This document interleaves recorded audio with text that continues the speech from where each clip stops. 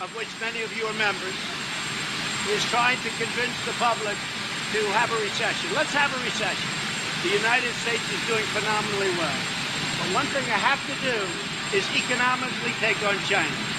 Because China has been ripping us off for many years. President Clinton, President Bush, and President Obama and others should have done this long before me. My life would be much easier, although I enjoy doing it, but my life would be much easier if I just said, let China continue to rip off the United States, all right? It'd be much easier, but I can't do that. We are winning against China. They've lost 2.5 million jobs in a very short period of time. They want to make a deal. It's got to be a deal that's good for the United States. When they want to make a deal, probably we will make a deal. But if I didn't do that, and I'm not doing this, somebody said it's Trump's trade war. This isn't my trade war. This is a trade war that should have taken place a long time ago by a lot of other presidents.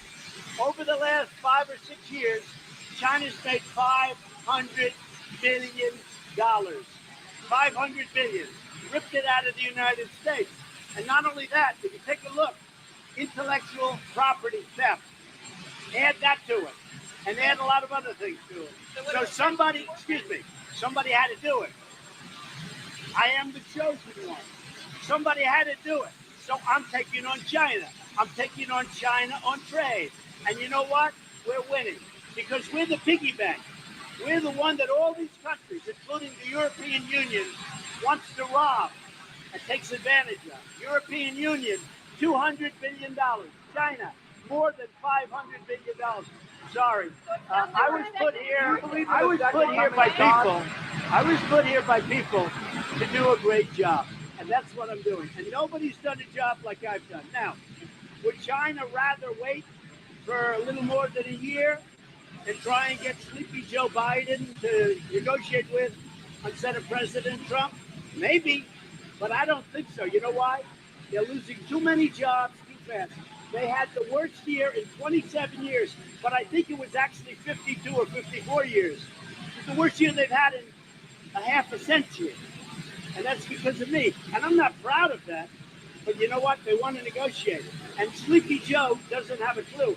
Sleepy Joe said, oh, China's wonderful. Well, China is wonderful for China, but I'm wonderful to the USA. Do you believe in the second coming of God?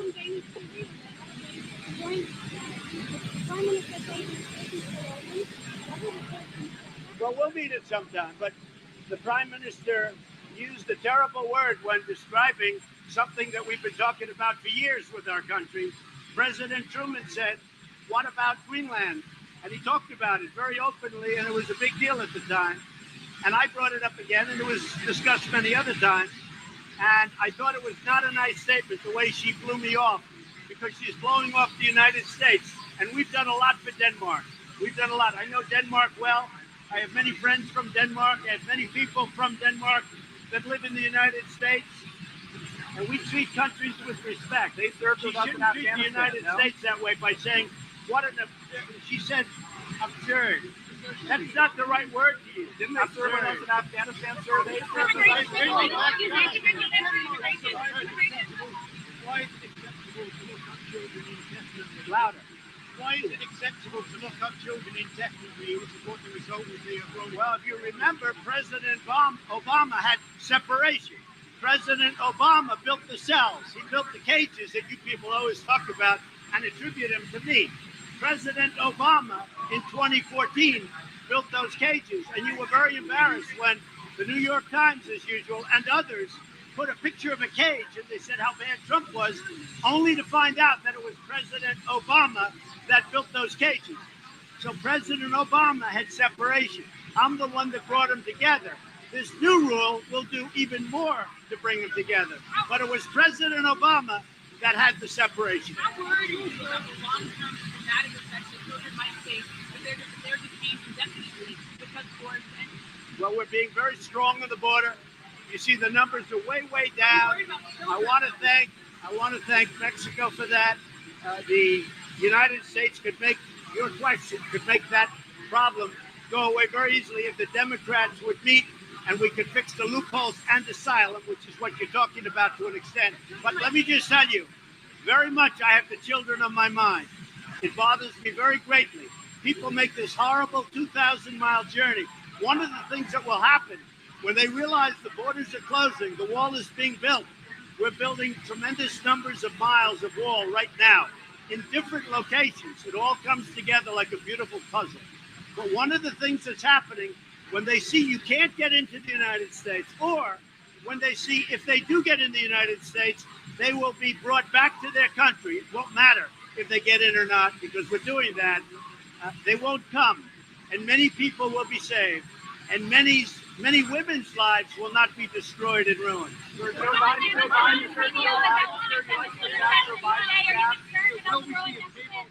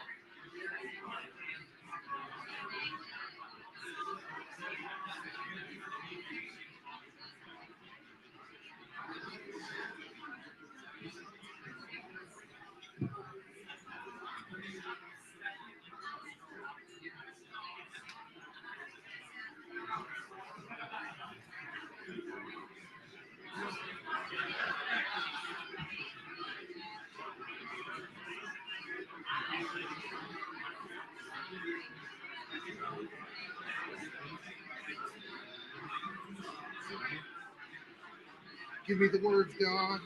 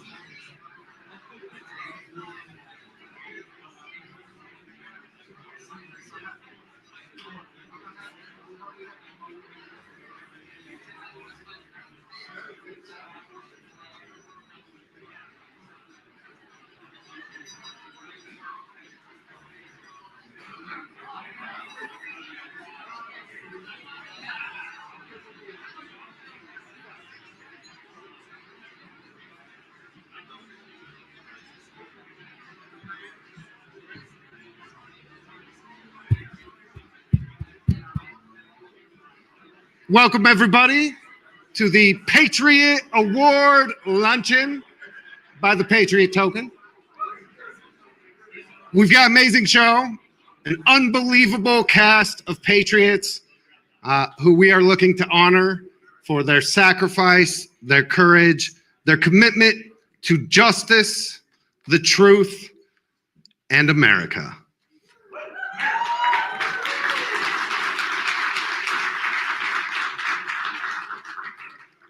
It's incredible to look out and be amongst all you guys. I see so many people I've known for so long. People going back who have sacrificed, who have worked in order to make this country what it is, and to give us the opportunity of what's coming in the next Trump administration and the next 4 years. I think we're off to a good start.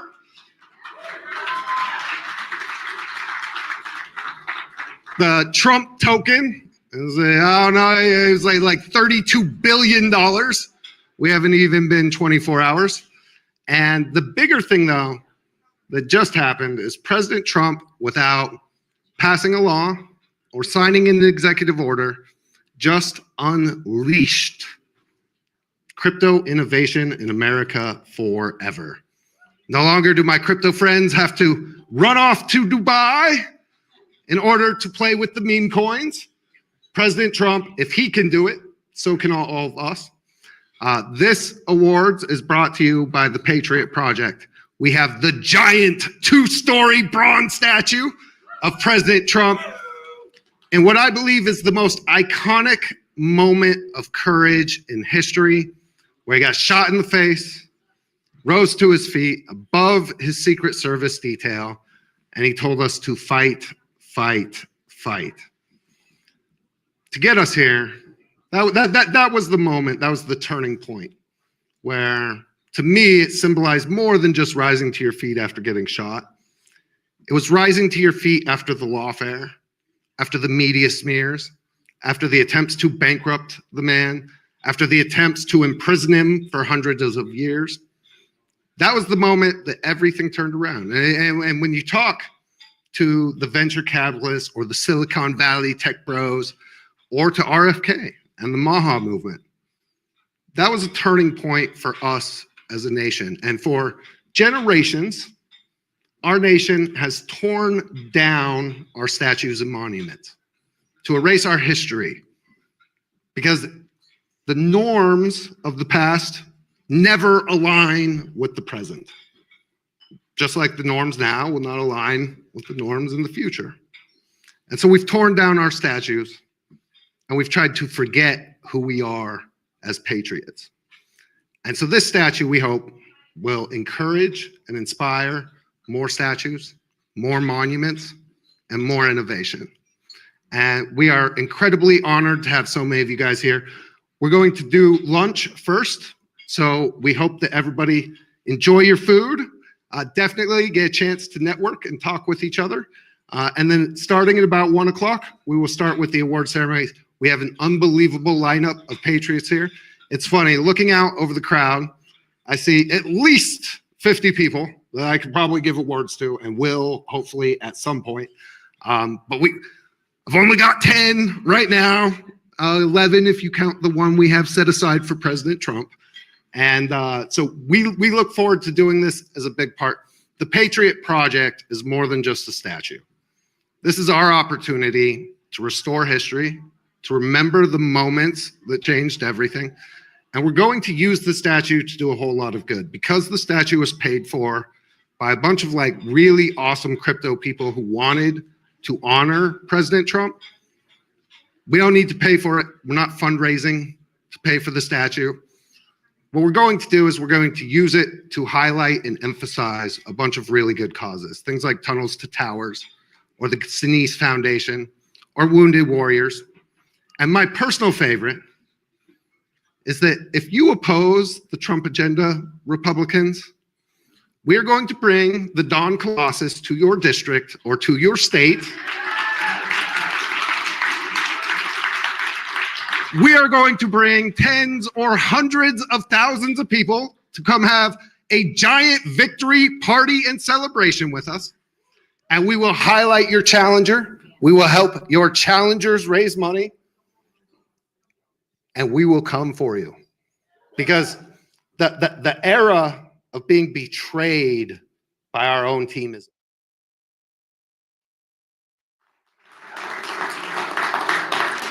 Donald Trump won the popular vote. He won an electoral landslide in spite of the fact that they threw everything they had at that man. And so this is going to be a turning point. I am so honored to have everybody here. I'm going to invite my friend Patricia McKinney to lead us in prayer. And then we're going to do the Pledge of Allegiance. Then we'll have lunch, and then we'll get the program started. Sound good? Let's roll. Good to see everybody.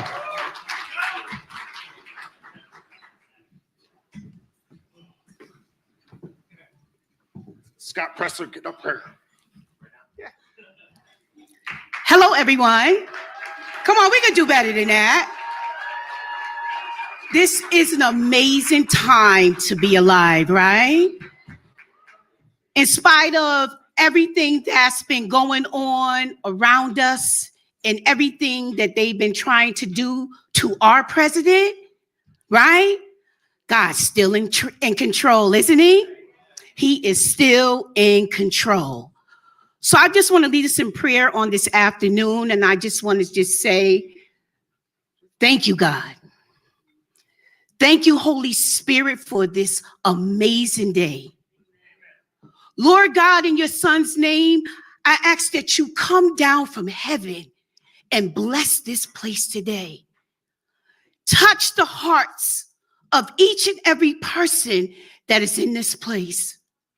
Lord God, we thank you on this awesome day, Lord God, that you saw it fit, Lord God, to sit among each and every one of us. Lord God, rain down your anointing on today, Father. Send a wind from heaven, Lord God. And Lord God, we ask in your son's name that you would do the miraculous on this day and throughout the weekend. Father, we lift your name up today, Lord God. Bless this luncheon today. Bless those that prepared it. Lord God, bless those that's out here today, Lord God, that's sacrificing their life for this country. Now, God, we lift you up today. We honor you and we praise you in your son's name, Jesus. Amen and amen. All right. Thank you. All right, so I don't remember who I delegated to lead us in the Pledge of Allegiance, so I'm going to put my good friend Scott Pressler on the spot. Scott, would you lead us in the Pledge of Allegiance? Absolutely. I pledge allegiance to the flag of the United States of America and to the republic for which it stands, one nation, under God, indivisible, with liberty and justice for all. Enjoy your lunch. We'll talk to you guys in a couple minutes. Congratulations.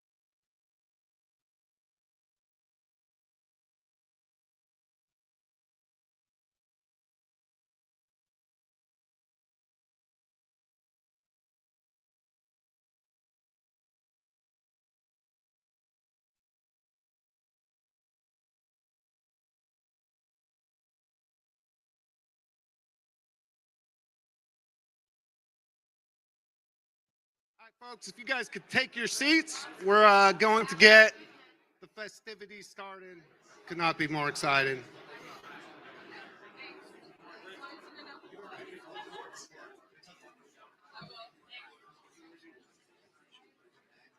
You can put your mouth, like you make calls. Yep.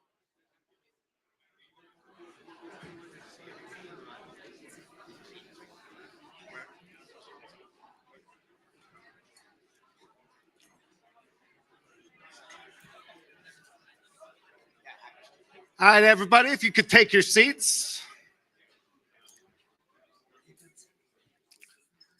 Well, I hope everybody's enjoying their lunch. And I don't know if you guys know, there's something called the inauguration happening. I know about this. But apparently the greatest president of all time is returning to the city that loves him the most, Washington, D.C. And there's a few events going on, like a few things happening, and we're honored to have so many people to bring in here and to be able to share with all of you. And so we're definitely going to just make it work as we go. One of the things I'm most excited about is, as somebody who came up politically during the Tea Party movement, I've heard a lot of politicians talk about cutting spending and making the government more efficient.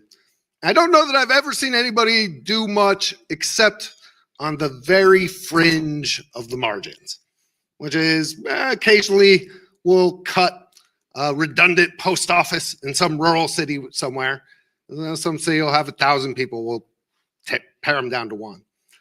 The Department of Government Efficiency and the new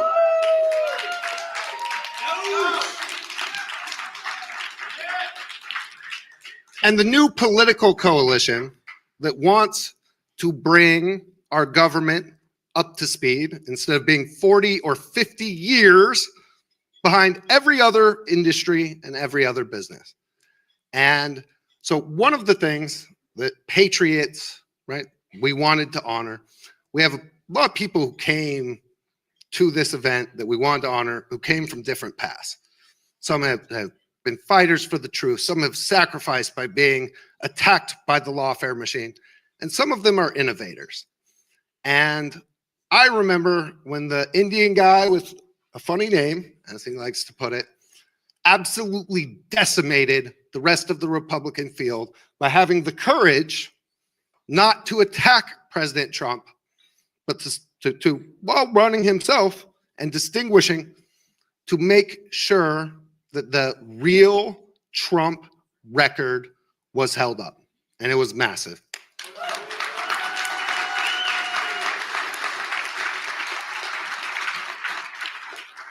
And so it is with great pleasure that the Patriot community would love to honor the next governor of Ohio.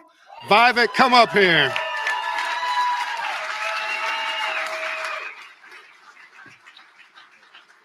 Yes, Helen.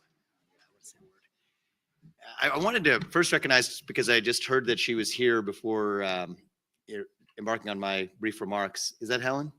Helen Comparatore? Where's Helen? I just wanted to say thank you for your family, your courage, and your sacrifice. Your husband was a hero. We've never had a chance to meet. I heard you were here, and I just wanted to say in opening how much our country appreciates what your husband did, not only for your family, but the symbol he represents to all of us. And so we remember him. And thank you, Helen, for being here with us. It means a lot. Thank you. Thank you. Thank you. Thank you. Thank you.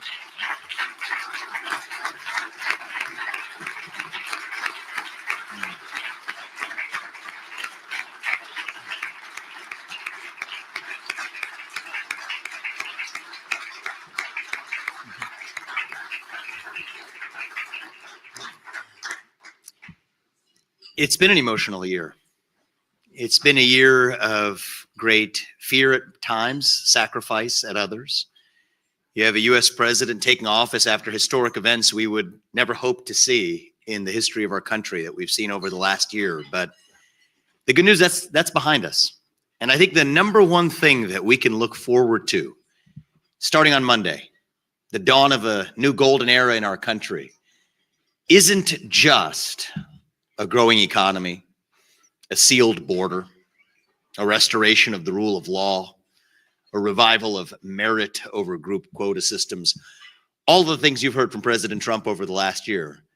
It's not just those things that we have to look forward to. I think the number one thing we actually have to look forward to is a revival of self-confidence in the United States of America.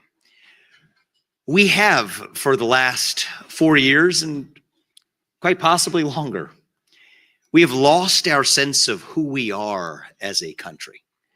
We've succumbed to this culture of victimhood, victims of narratives of race or gender or sexuality or the climate or the weather or anything else.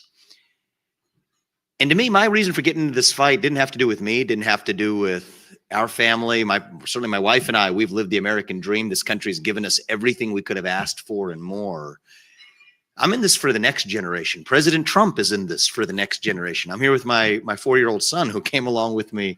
I told him to stay back in the hotel, but he really wanted to come here and be here, with us. He's right here. His name's Karthik.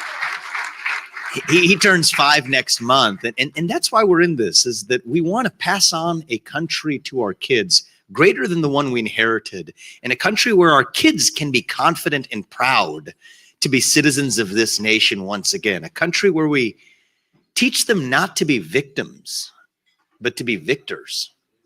That's who we are as Americans. We've lost that inner animal spirit, but not for much longer. I think that's what's going to change at noon on Monday, that we are going to make America great again by believing in ourselves.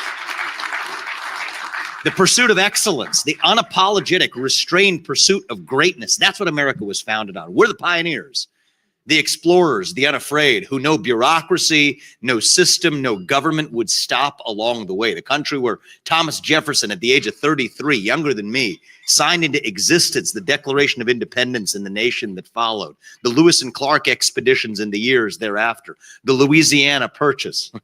Worth remembering that one. We weren't always the small fringe of backwater colonies that expanded into creating a country that's the greatest known to the history of mankind. That's the spirit we're going to revive. And it's going to take all of us. I think that it's easy once you've defeated your opponents. In this case, it was the Republicans versus Democrats, to celebrate. But the hard part of a victory like this is once you've won both chambers of Congress, you have a 6-3 majority in the Supreme Court and control of the White House. Now you have no one left to blame but to actually get the job done. And so we've preached it to the other side. We've told the people, young kids on the left at universities across the country, I've told them we don't believe in victimhood, we believe in victory. But now we're going to swallow a bit of our own medicine and say we believe the same thing for our side as well. Victory is our only option.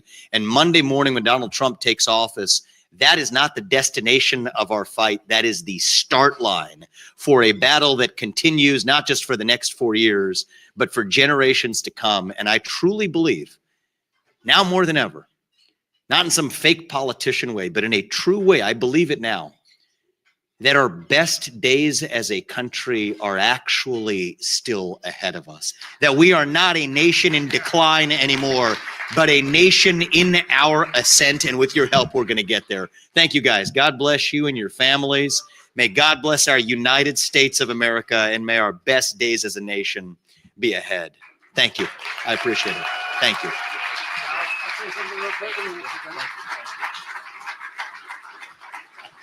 You guys, Vivek Ramaswamy, the next governor of Ohio. We look forward to bringing the full Don Colossus to Ohio to help rally people to your campaign. And thank you for all you're doing. And let's Doge, baby. Come on. Nice Doge. Pretty heavy. Good to see you. Thank you again. Thanks for the honor. Thank you. Can we just get one more?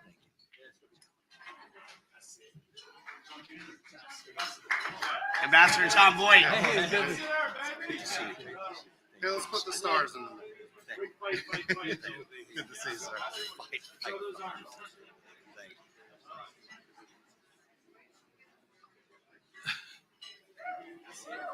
All right. Brilliant. Thank you. Thank you, sir. Thanks. Hey. Grab a seat with me. Where should I be sitting? Right here. Well, that's your seat. Hi, how are you? Hi, Dustin Stark. Dustin. Huge fan, sir. See you. Ambassador Zempoli. Ambassador Ambassador, the White House. Nice to see you.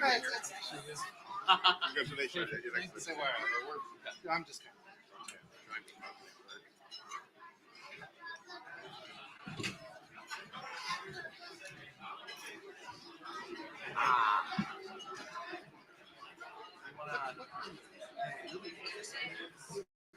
Okay, so Congratulations again. How's it feel? All right, folks, continue to enjoy your meal. We're going to let everybody eat for a couple minutes before we continue the introductions. If we have some award recipients who have big time crunches, I may interrupt you again and we'll keep going, but continue to enjoy your meal and we'll get the regular program started here in about 20 minutes. Dude, how great is Vivek Ramaswamy? My goodness. Positive vision for the future. Let's go.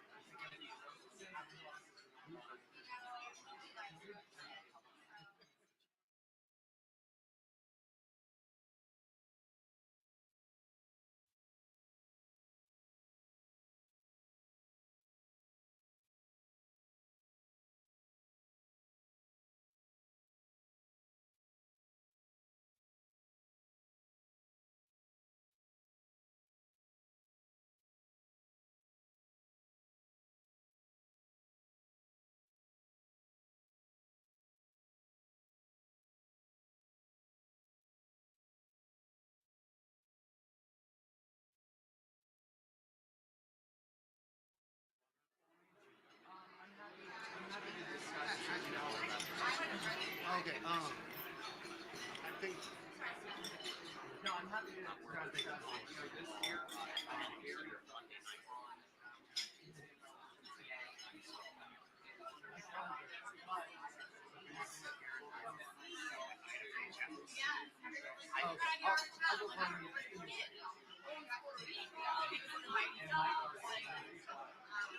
I thought I might see you in Albany. I was up there for the state of the state.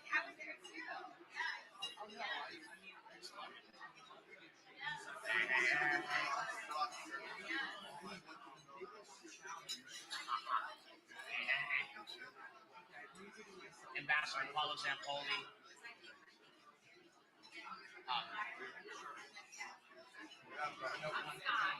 Hi, this is John Boyd. Ambassador John Boyd, Academy Award winner John Boyd. Who's there, right? I got recognized on this sometimes before, so I've been running it.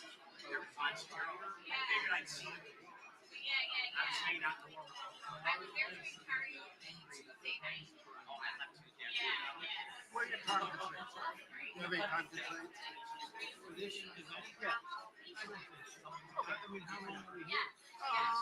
Probably go about another hour. I just wanted to make sure you didn't have someone else. No, I'm just cleaning. Well, he probably did. Yeah, he did. I didn't know he was so tall. That's surprising.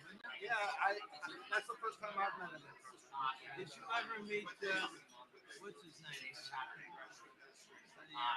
The commentator. He's also he's in the Academy now. Commentator on. Pete Hegseth. I know Pete. Yes. Okay, Quaid Orange. Yes. I'm grateful. How are you? Oh, okay. Great to see you. All right. Well, all the things. What do we? That was a little while ago. Hey, how are you? Yeah.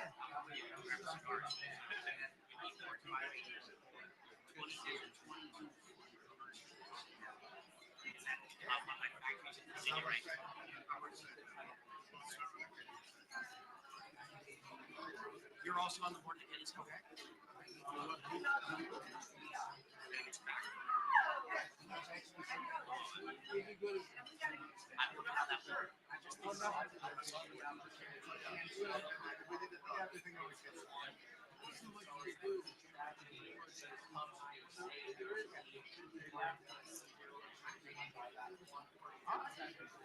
I'm happy to make a connection.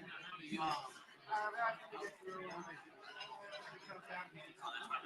have to know John in first.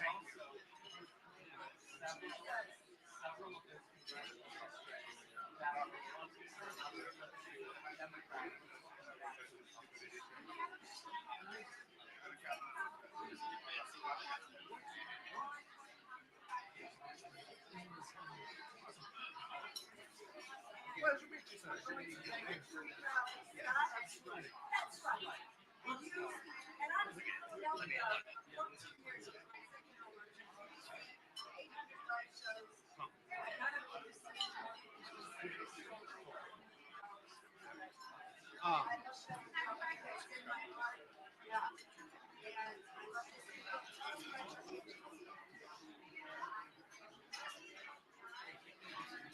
Yeah, what's up, Nick?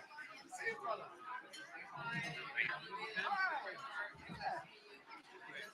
It's fun. It's nice to meet the new generation. Oh, yeah.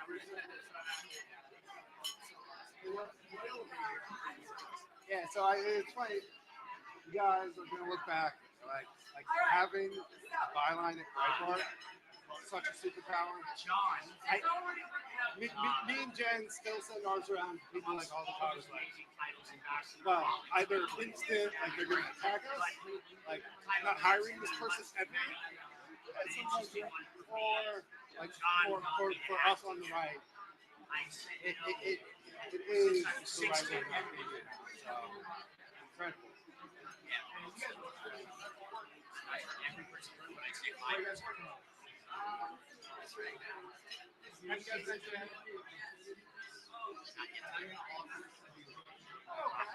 Amazing work.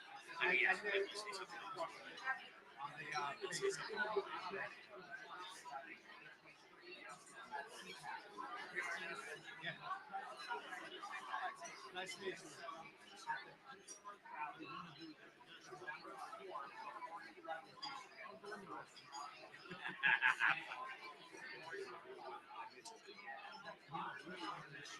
It's the last couple of days of the menu. Those really change up.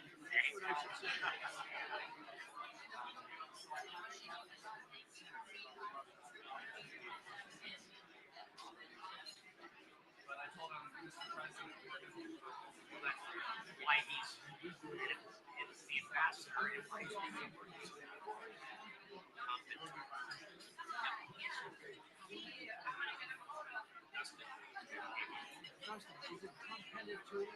I think it's competent.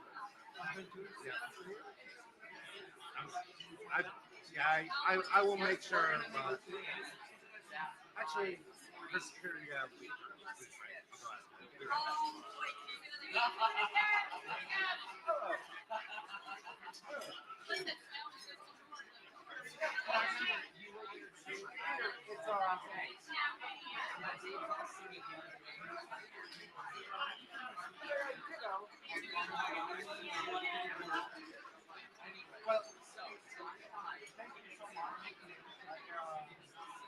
It's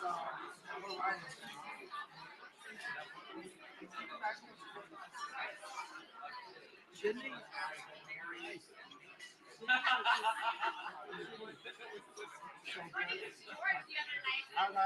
think about how Darcy. how far we can come since then. I'm not just representing the right. There's no reason why. Our business is incredibly and we are very, very grateful.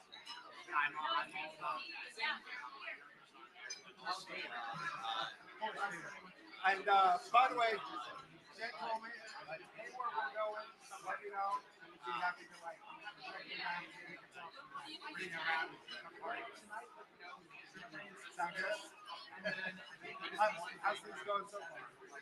Hey, God bless you. Yeah, thank you so much. One time. Great. I'm getting my love. Well, no. That's not you. Yes.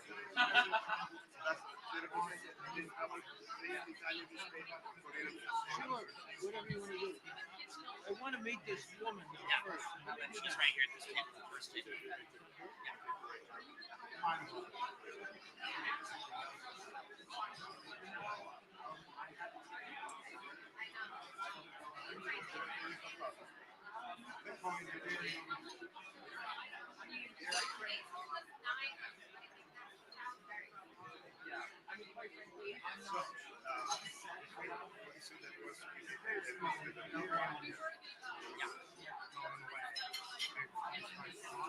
I already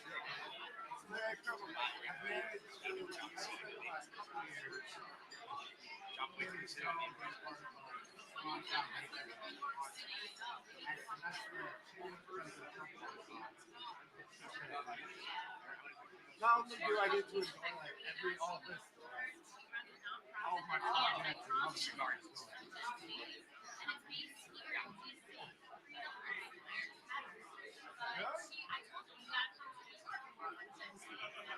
So the NAROF phase, we're so interested on, like, you want to talk about exposing fraud and experience, how it's certainly that bully that is to change the trans classes. I don't know how familiar you are. Layer one, and this is the whole like basis of the NAROF allegations. It was supposed to be, it was not supposed to be still women up and down and had a bunch of stuff. Everything that was built on top of it would be the investment. And at the last second, how they got the machine came out and changed it. Fascinating.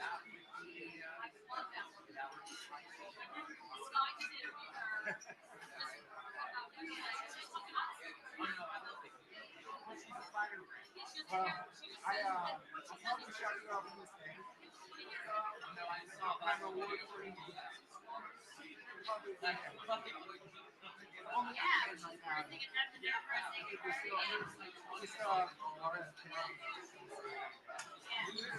Rockstar life.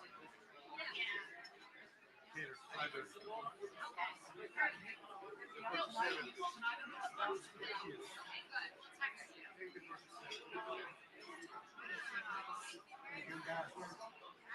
Would you like one? Anything for you. Blondes first.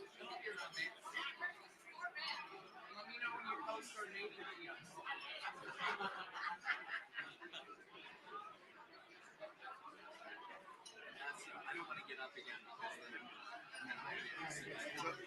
So was having dinner at Mar-a-Lago. I have Vice President next to me, Alan in front, the President next to me for 4 hours. And So Steve only has a few minutes for this, so I gotta get it ready. yeah, do it. We're gonna bring him up. Yes.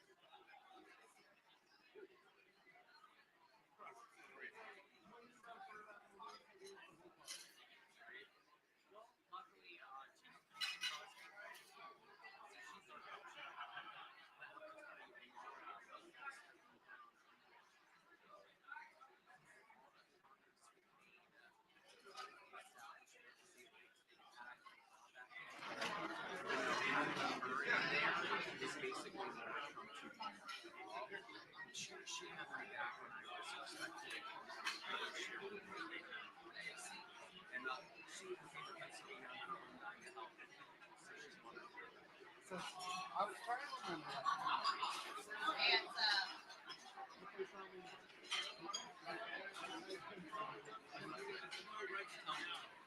Before I forget it.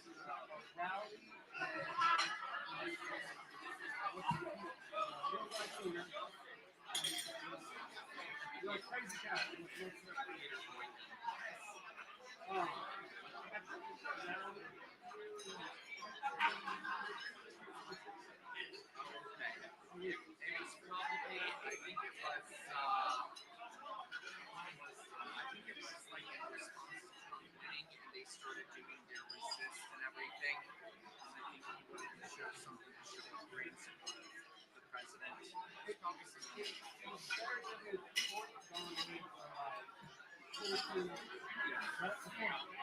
And I remember. Yep, got it. Don't worry about it. Good to see you. We got Kim.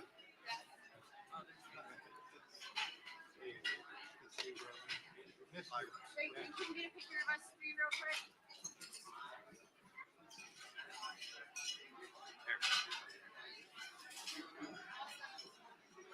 All right. I don't know. Did you say you had? Yeah, if I can speak this. Okay, yeah. I booked the book. Yeah, we can get you. Just whatever bark you want to do. Here. Take where I was for a second. Because you're going to be standing in it. Pirate lunch? All right, folks, if everybody could take their seats.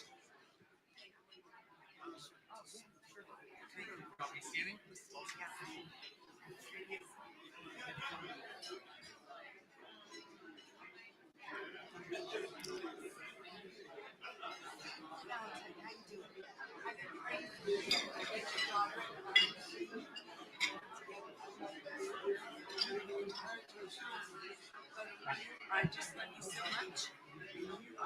I was going to. Up higher, higher. Your bunch. Yeah, no, we wanted to. She wanted to. She just wasn't comfortable being up there. Nicholas, King of Crypto. Steve Bannon. Yeah. All right, everybody, please take your seats.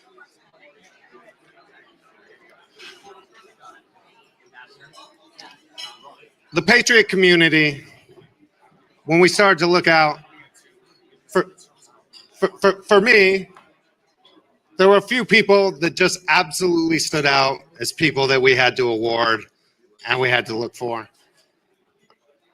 Somebody who had absolutely been a strategic leader of this movement for a long time. Somebody who has managed to keep his thumb on the pulse of actual MAGA, the regular people everywhere. Somebody who is a honey badger and just does not give a fuck. Pardon my language. But it's come with a price. We talked about that you can see a patriot for their commitment to things like justice and truth and getting the word out. But there is a direct relation between how effective you are to how hard they will come at you in order to silence and take you off the playing field. And I don't know, outside of Donald Trump, anyone that that the lawfare machine, that the media smear machine has gone after than one of my heroes and friends, Stephen K. Bannon.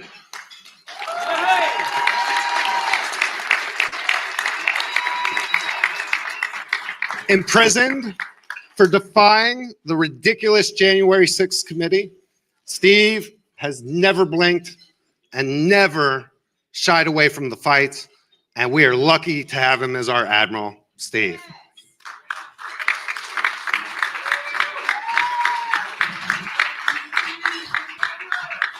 Now, hang on a second. I was just driving through Berryville and took a left at a big statue. Thought I was coming to the, you know, our statue's down in Berryville, right? I guess that didn't land that one. Okay.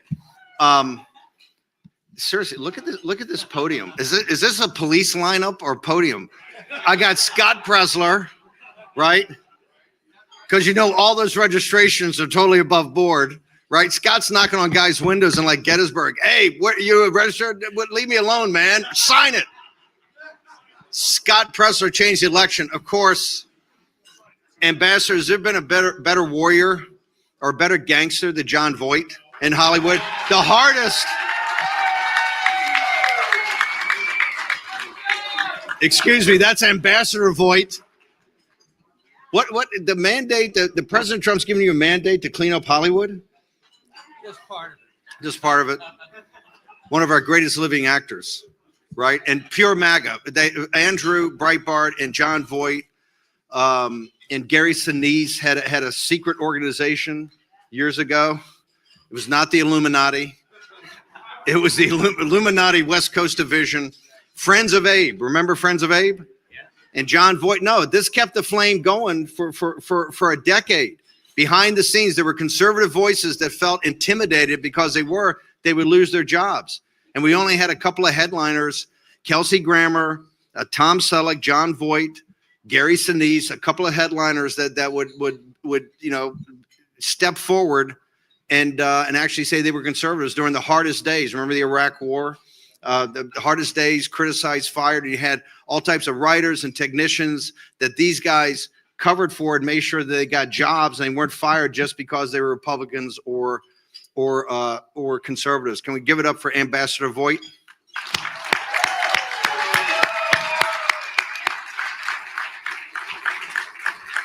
And of course, Dustin and Jen.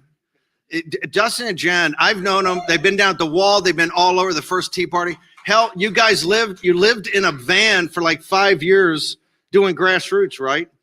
And Jen is absolutely the best. Dustin's okay, right?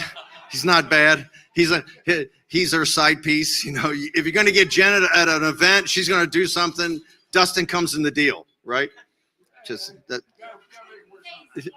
Yeah, exactly. She knows.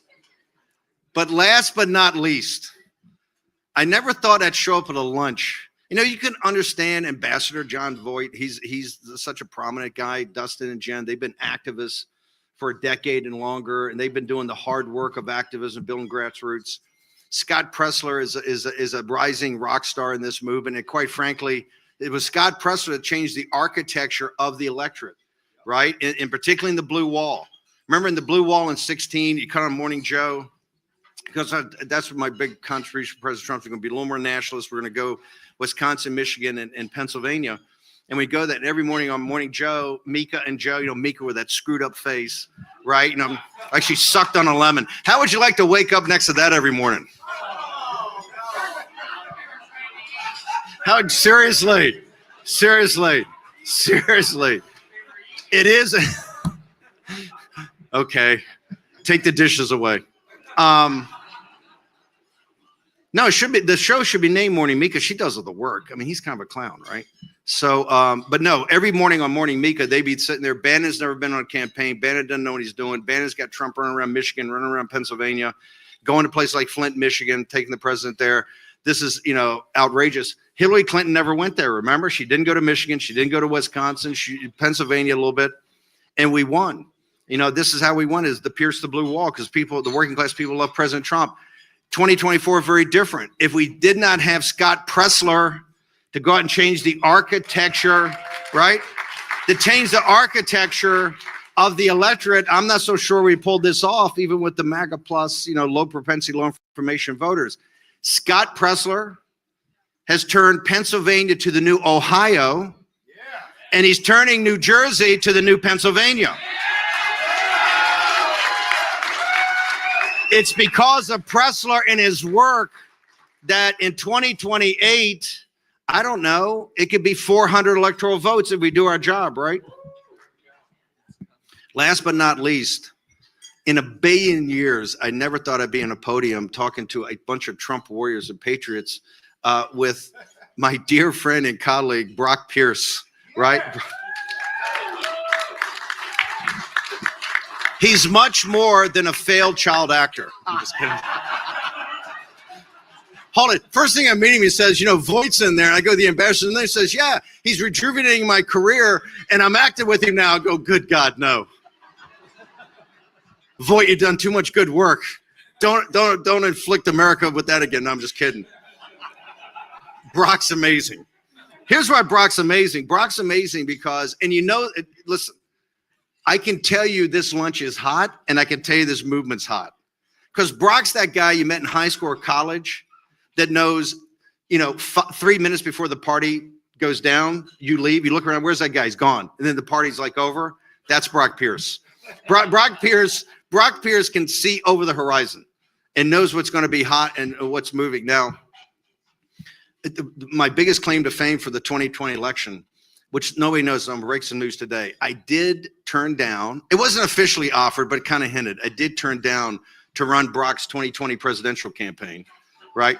Only because Brock's got a better house on Capitol Hill than we have. Very nice house. No, Brock, but if you look at the issues Brock Pierce talked about, Brock Pierce is the forward guard of MAGA and the vanguard of MAGA. And I just want to give a big hand. Brock Pierce is the man.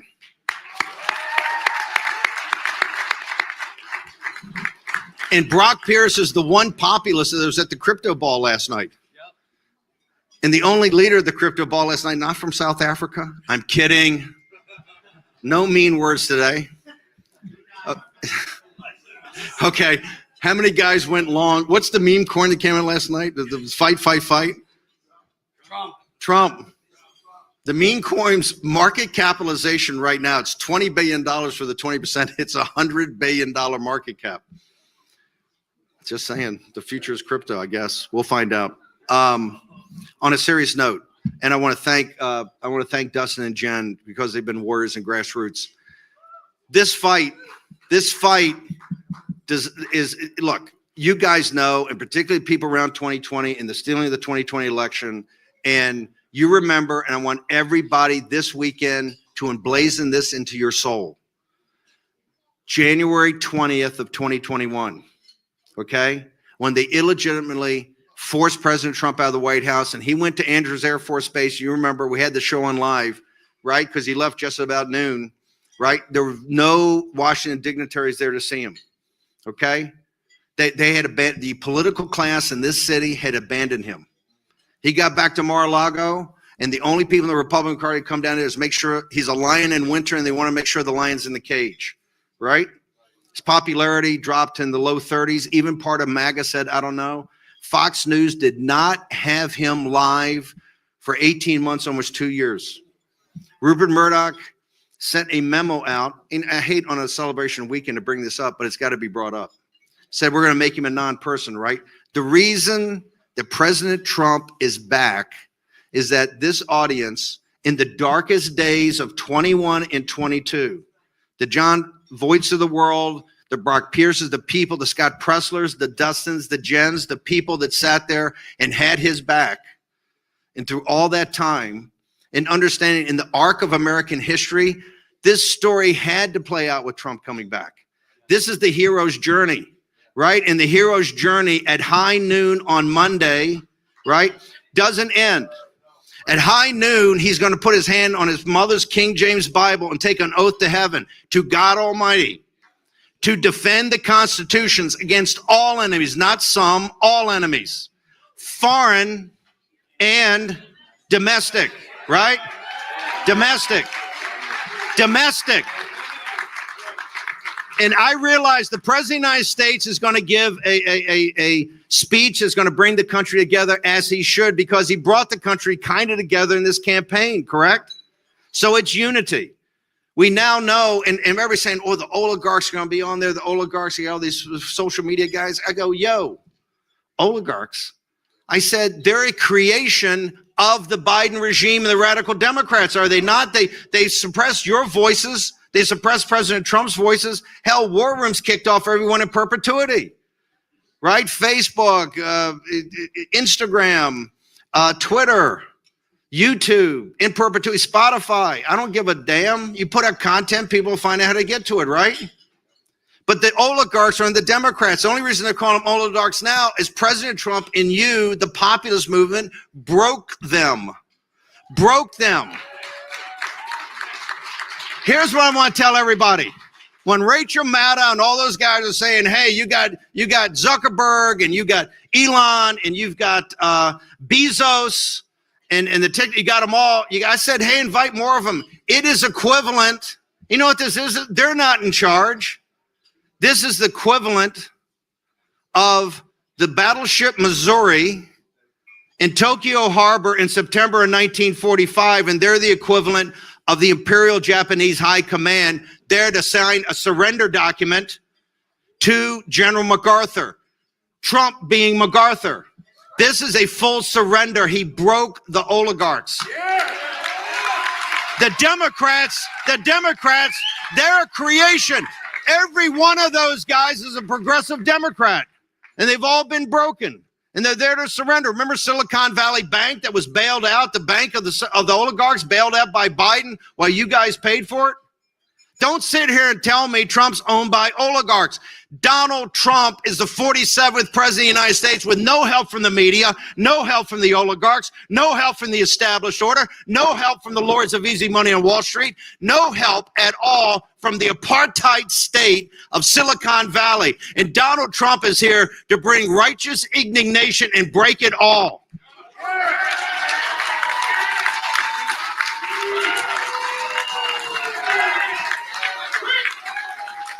And why is he going to break it all? Because of you. He is one man. He's like the American Cincinnatus. He returned from the plow when he had every incentive to stay in Mar-a-Lago and stay in his cage. What did he say? No way. And he said it finally the other day at AmFest. He said, knowing they had stolen the 2020 election he had won, he owed it to the American people, to this republic, and most important, to American history to come back. And he came back. On your shoulders, he came back and won the greatest come from behind victory in the history of this country. They're all going to rub up on him and tell him they all love him. And Thomas Paine told us about these people. During the darkest days of the revolution, they said they're sunshine patriots. They'll be there for the good times, so they won't be there for the bad. Do you honestly expect me to believe that Zuckerberg, as soon as Hakeem Jeffries tries to take the House of Representatives and impeach Donald Trump, that Zuckerberg and Bezos are going to be on our side? Bezos just took a medal from Biden 2 weeks ago in the White House with Alex Soros. Here's President Trump is going to try to bring this country together. But you know what? The MAGA movement in back of him, we're ready for a fight, and we're ready for a fight at high noon. Everybody, all 5,000, every Biden appointee, everybody, you better get your bags packed, because at 12 noon, you're out. And if you're not out, they're going to send guys to turf you out. Every U.S. attorney, every representative, everybody on a commission. You stole the 2020 election. You stole the 2020 election. Let me repeat this. You stole the 2020 election. It is a black mark on our country. And Donald Trump's here to set it right, and MAGA's here to set it right.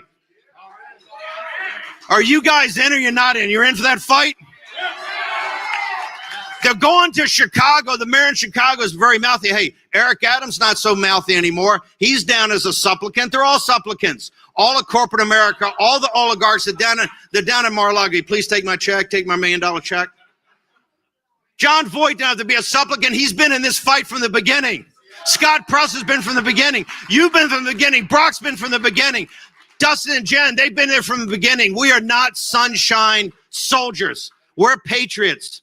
And we prepare to put online. I don't give a damn. They put me back in prison. I will never surrender to Nancy Pelosi. I will never bend the knee to Benny Thompson.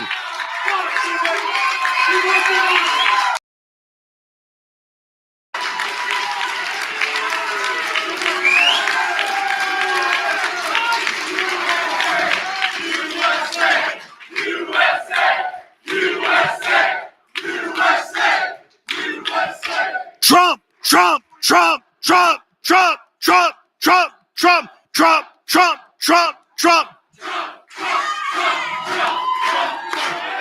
You are living in history because you made history. They're going to talk about this 100 years from now. When they report this, they're not going to remember Tucker Carlson or Steve Bannon or Elon Musk or Mark Zuckerberg or Brock Pierce, John Voight. None of us. will be forgotten in the long mystic court of memory of this nation. They're going to remember two things. They're going to remember this is the age of Trump. They're going to remember Trump, and they're going to remember you, the MAGA movement. They're going to say there was a movement of common men and women that stepped forward and said, just like in the revolutionary generation, hey, come and take it. And they took their country back, right? The fight starts at high noon. Okay, fight starts at high noon. There'll be going to be some unity, and President Trump's going to reach out. He's going to try to do his best. Every time he reaches out, they slap his hand back. Every time he reaches out, they spit in his face. Every time that he reaches out, they want him to moderate and do it their way. Well, guess what? We ain't doing it their way. We're going to get rid of all the Biden people. We're going to deport 15 million illegal aliens, right?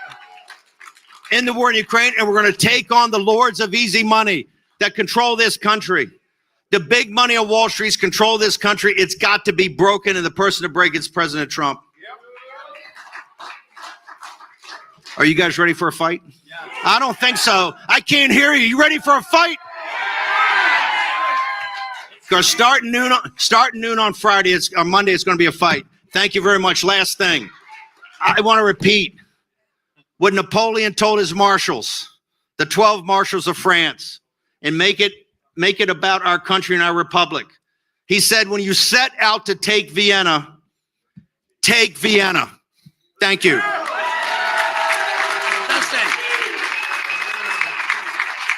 Patriot.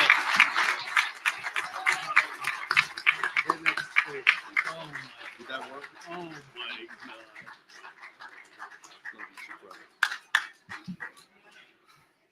Wow. Did he say, by the way, when he got up off that podium with blood shot to the head, he had moral courage. He showed his physical courage here because he's a gladiator. Did he say unity? Did he say, I agree with you, say compromise? He said 3 words, fight, fight, fight. Thank you very much. Honor to be here.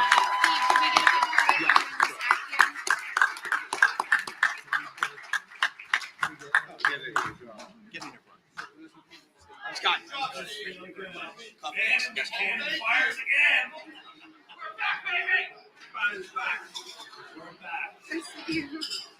It's 30 pounds. 25. John, what does an Oscar weigh?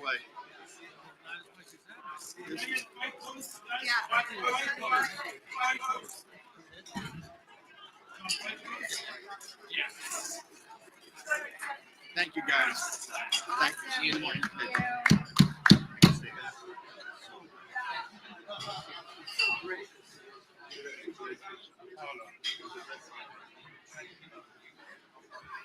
Woo! Yeah. It's funny. I've worked with Steve for more than a decade, going all the way back to the Tea Party. And he still manages to get me completely riled up and ready to charge, fist down, head up into any brick wall that needs to be broken down. Whoo! Man, how can you not be fired up after listening to it? And the thing about Steve is he exemplifies populism. And not the fake populism, but the actual representation of the regular people.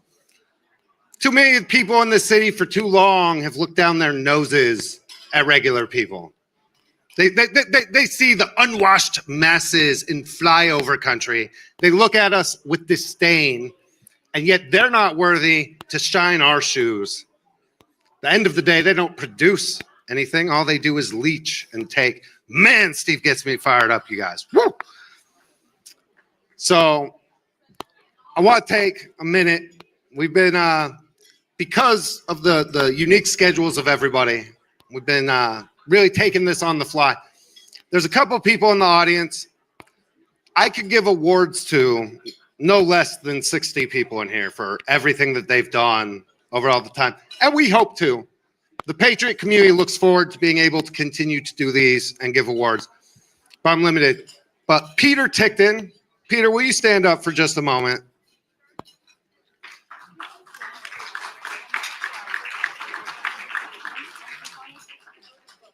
Mr. Tickton, one of the most prolific lawyers in our country's history. It goes all the way back to things in the 80s I don't even know about, but across all kinds of different law. But he's a graduate of New York Military Academy, the same military prep school that President Trump went to, and the lovely Jennifer Lawrence. And when the January 6th committee came after us, they'd already started to bleed us out. The lawyers' fees, it was dark. And Peter Tickton stepped up and helped us, and I am forever in his gratitude. He also, by the way, filed the lawsuit against Hillary Clinton. It was epic, and is currently doing all kinds of great things on behalf of President Trump. Peter, we really appreciate you, man. I don't have an award for you, but if you'd like to come up and give a couple words, I'd like to invite you to come do that.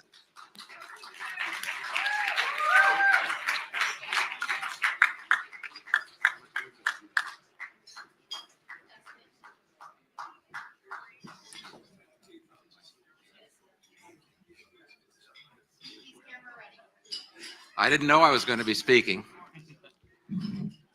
but I will tell you this. I wasn't there. I wasn't at the Capitol on January 6th, but I've been there every day since.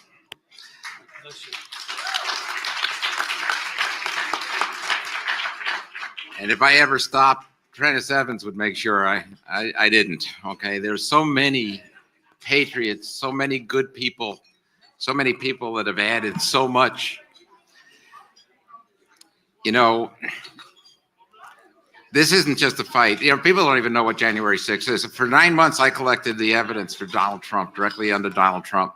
In fact, when the Gateway Pundit put it out there to people to send their videotapes to me, all the lawyers that work for Donald Trump all were outraged. Who is this guy? How could he be working here? We don't even know who he is, because I reported directly to our president. I mean, our real president. Donald Trump is my president, and I'm so proud of it. Yes, I went to New York Military Academy. I wasn't just another graduate. I went to school with Donald Trump. He and I were in the same class. He and I lived together in our senior year, and he and I guess we go back a long way, longer than most people, since we were 15. And I can tell you this, that guy that I knew in high school, you know, look, when you live with somebody for a year, you think you got some bad things you can say about somebody. I'd have to lie to say a bad word against Donald Trump. I don't have a bad word to say. I don't have a bad memory. The man was a good man when he was 17. He knew how to lead. He knew how to get the respect of his men. And he did. And we had his back because he had ours. Unlike a lot of the other captains, punishment, or knew somebody in the wrong place while I was standing in formation. Donald Trump never did anything like that. It's not like he hardly ever did. He never, ever, ever did. He was a good soul then, and he's a good soul now. And I would do anything. If Donald Trump said jump, I'd say from what floor? Anyway.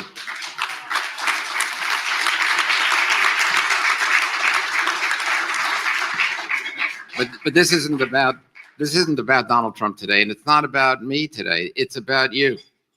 This room, you know, just to be here, what a privilege to be with like-thinking people that see reality.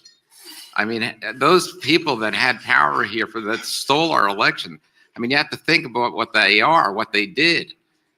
I mean, you don't steal an election without being a criminal. And we had criminals that took over our government. And for the last 4 years, they did terrible things. There's things that are, some of them may be irreparable. They put us so close to a real third world war. They've destroyed everything they touched. They're evil. And the globalists are still there. Nobody killed them. Nobody got rid of them. Not that I'm advocating we go out and kill people, but you know, the fact of the matter is they're still there and they're still dedicated. And so we have to be vigilant with what we do. But more than that, we need to stay ourselves alive and patriotic. And we need to make sure that we are here making it happen over the next 4 years, because they're going to need a lot of luck, and they're going to need a lot of help, and that's going to fall on us. But anyway, thank you so much. Where's Dustin? Dustin, thank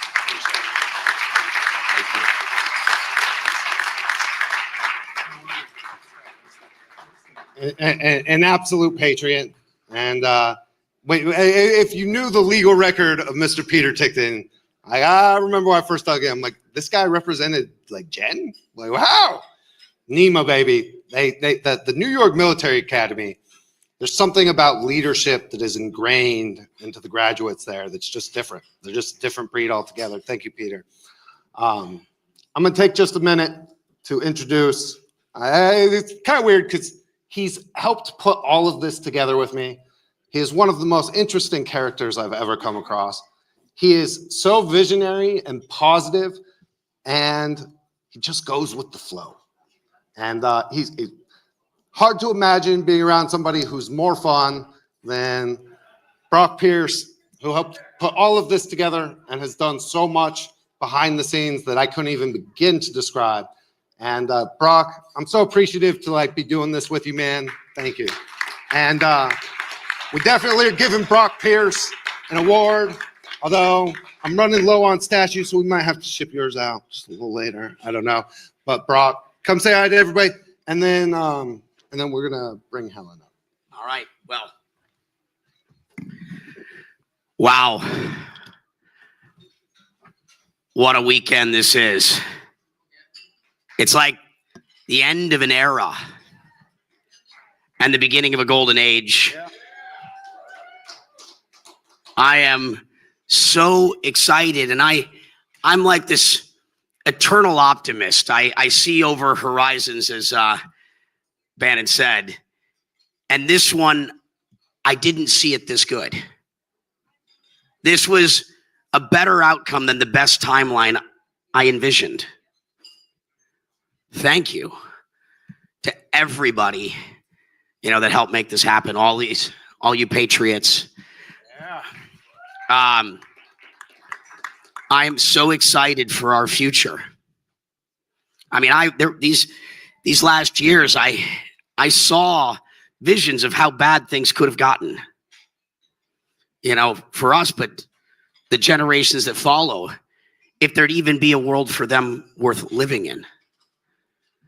How far we've come. And Monday, I guess it really begins. What a year this has been. As Bannon said, John Voight got me to act again. Thank you, Stephen Paul, for facilitating that. At the cryptocurrency world, wow, to all the pioneers of decentralization, Bitcoin bringing accountability back to the financial system, right? Donald Trump, by the way, Trump, up to $42 billion in under 24 hours. For every innovator in this country that was afraid to create, to innovate, that felt compelled they had to leave this country to innovate somewhere else in the world, America will be the Bitcoin capital of the world. America will be driving the energy infrastructure, not just around crypto and mining, but AI, the data centers that we need for America to continue to lead. We will be the capital of innovation. We will be the capital of Web3. And thank you, RFK, Kennedy, Maha too. Let's make America healthy again. Real wealth is health. So grateful, and I've got Ambassador Paolo Zampoli here. We're excited to be doing stuff on inauguration night for everybody coming out to the Kennedy Center, 10 p.m. on Blockchain Ball. David Bailey, last night, Bailey's in the house. Thank you for the incredible work you've done getting Trump to the Bitcoin conference in Tennessee. That was really the kickoff. That was the kickoff of this. I could just go on and on and on how excited I am. If you don't know what you're going to be doing the next 4 years, spend some time this weekend, because Monday is day 0. Tuesday, day one. Let's run. Let's go. Let's build that brighter, better future. God bless America and the 47th President of the United States, Donald Trump. Thank you. Patriots. Patriots. Thank you, Dustin, and everyone on the Patriot team. Michael Turpin, my brother. Joyce, love you. Kyle Kemper. Whoa. Kyle Kemper. Sorry. Everybody, put your hands together for Brock Pierce, absolute legend. Brock, we would love to give you this statue as a symbol of love and all that you've done for patriotism in America. Fight, fight, fight.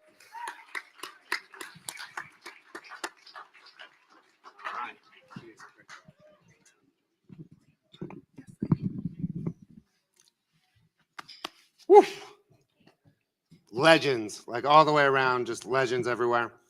The first person that we wanted to reach out to when we started, when we had the concept of the Patriot Awards.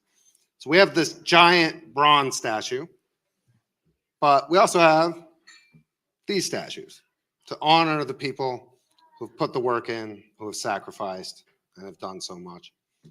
And the first person that we talked to and talked about wanting to reach out, because there's no way somebody cannot be forgotten. I've probably been to close to, I've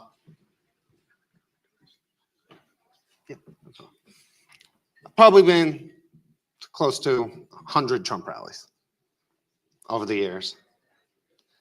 It's inconceivable that somebody could go to one of these events. If you've never been to a Trump rally, for the people in the audience, imagine most of you here live have been. It's one of the most joyous, loving, exciting events that you could possibly imagine. I don't know, I've described it often as like a mix of like a flea market, the WWE, a monster truck rally, and like a tent revival all mixed up into one. I mean, the energy, and it's one of those things, everyone who comes to a Trump rally instantly understands that they've been lied to by the media about who are the people who are there. Because they're not the racists, they're not angry. In fact, it is so much fun, right? Like, and I think about Andrew Breitbart, who taught us to be happy warriors. And I think it's exemplified at Trump rallies. But when we put this statue together to honor this iconic moment of courage, when Donald Trump rose up, too often, we forget that somebody lost their life that day. Corey Carpenter took a bullet for President Trump, a bullet that was intended for Donald Trump, struck Corey Carpenter and took his life from us. Could have been any of us at any Trump rally ever. And he'll never come home. And I can't imagine, I had this thought and it stuck with me, that this has become the most iconic photo of our generation. But there are people that's a reminder of what they lost, the like ultimate sacrifice, the fact that their rock is not there for them. And so we talked about making sure that we would honor and give the first Patriot Award to the widow, Helen Carpenter, because it's got to be tough. And we're just so grateful for their sacrifice and everything that they've done. And I was so excited that President Trump invited her to be part of the inauguration, bring her here. And we're honored to give her one of the Patriot Awards. Helen, if you wouldn't mind, we'd love to hear a couple words from you and honor you. Thank you.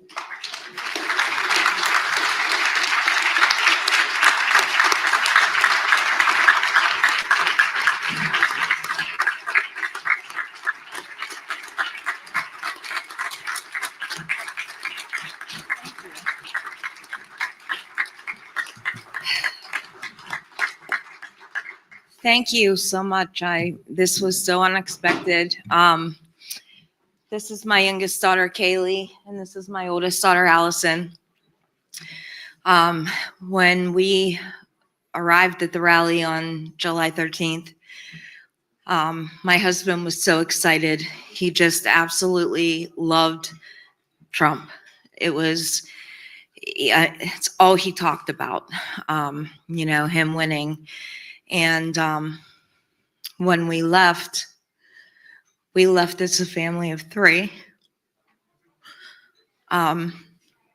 When he was shot, my 2 kids both witnessed it. We were all together. And I'll never forget my oldest daughter's face holding his head wrapped in a towel that somebody threw down to us. And she said, "Mom, help me." And I'll never, ever forget her face. It's been a long road. For 2 months, I don't even think I functioned.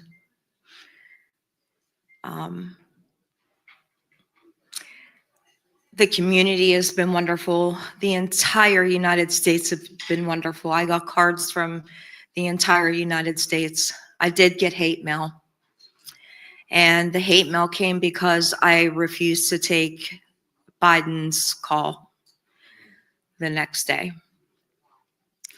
So I had a feeling from the moment that it happened that it was a conspiracy. And I refused to take that call because I didn't want to look like an idiot later when it came out that he had set this up and that it was him. There were 2 Secret Service people on the roof right behind us, and he got off 9 shots. 9 before they got off 1. And it just makes me sick that they allowed that to happen. And they are going to pay for it. And I am going to fight for my husband because he deserves justice. He deserves the world. He was a hero before this happened, but he is definitely a hero now.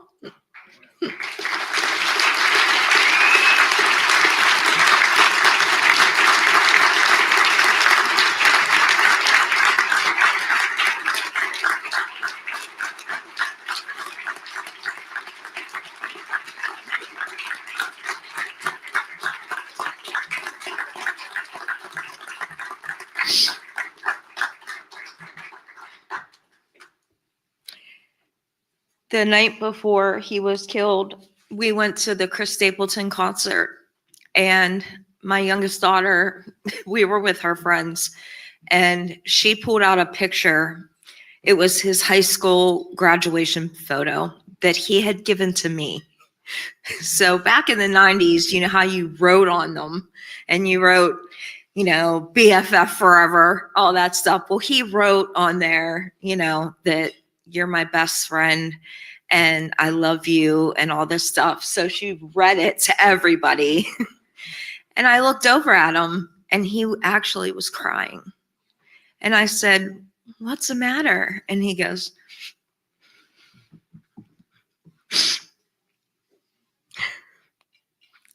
he said, "You're my best friend and I just love you so much."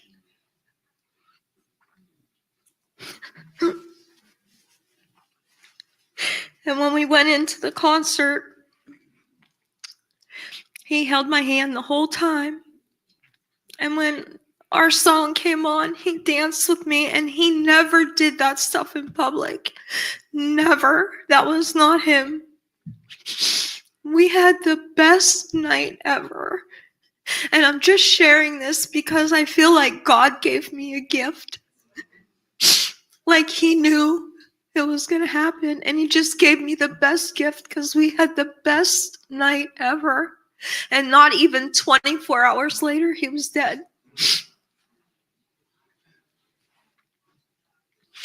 But President Trump has been great. He has been so good to our family. He has just been amazing.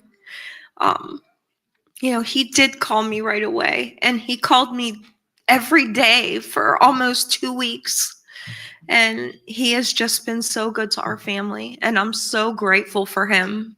Absolutely grateful for him. The call from Biden would have been, I'm sorry for your, what happened, and blah, blah, blah. And whatever. I probably would have been like, I'm sorry, I didn't understand that. But President Trump called me the entire 2 weeks and on, and continues to take care of my family. And I'm so grateful for him. So thank you for having me, having our family. And do you guys want to say anything? Go ahead. Say something. Go ahead. We didn't know we were supposed to say anything. But I also just, I'm thankful for our opportunity to be here.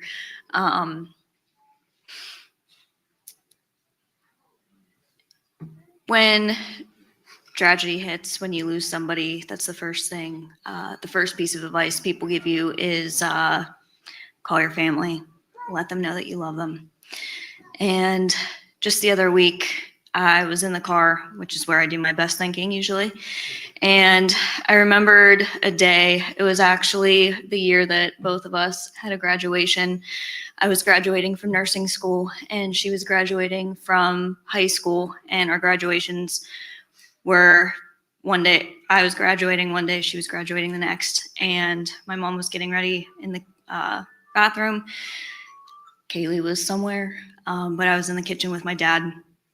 And he said, I just can't believe both of my kids are out of high school.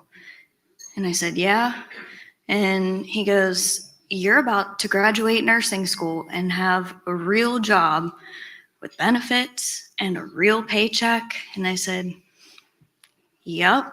And he goes, and she's going to be a nurse, and she's going to have a real job, and I'm not going to go to soccer games anymore. And I said, yeah, that's how it works. And he goes, and he looked at me and he goes, I don't know, Allison.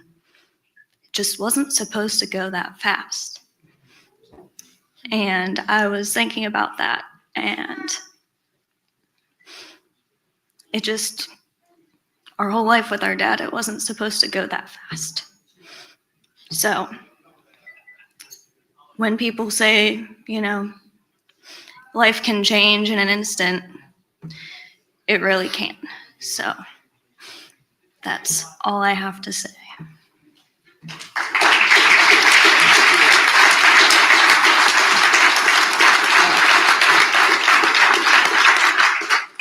Hi, I'm Kaylee. I'm Corey's youngest daughter. I know you have all heard so much about my dad, but no words, nothing could portray to you guys how much he meant to us and how much of a phenomenal dad he was. He always pretended like he had a very tough exterior and that emotions, he didn't feel those. But when it came to me and my sister, he would cry like a baby, and he was just so protective of us, and he was so proud of us, and he instilled so much strength. And something so important about my dad was he loved God first, he loved his family, and he loved his country. And I am so beyond honored to be his daughter, and we are going to carry his legacy with us. And we just appreciate everybody, all of the support, and we are just honored to be here. So thank you.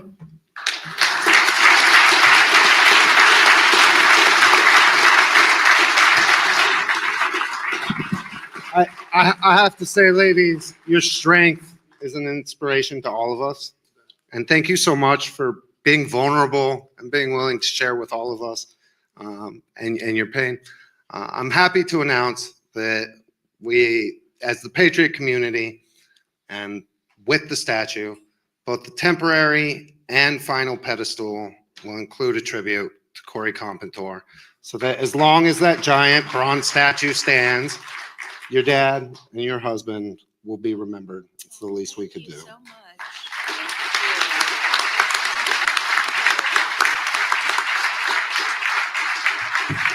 And you guys aren't leaving without a statue, so it's a beast. So much. It weighs 25 pounds. Seriously, is that what it weighs for real? Oh my gosh. Can we get a picture? Thank you. They're both excellent speakers, by the way. Thank you.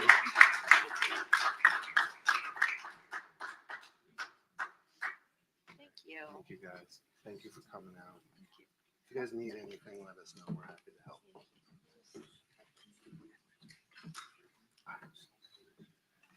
Why don't you? I get. Yeah, go ahead. Jump. You get to hear from me again.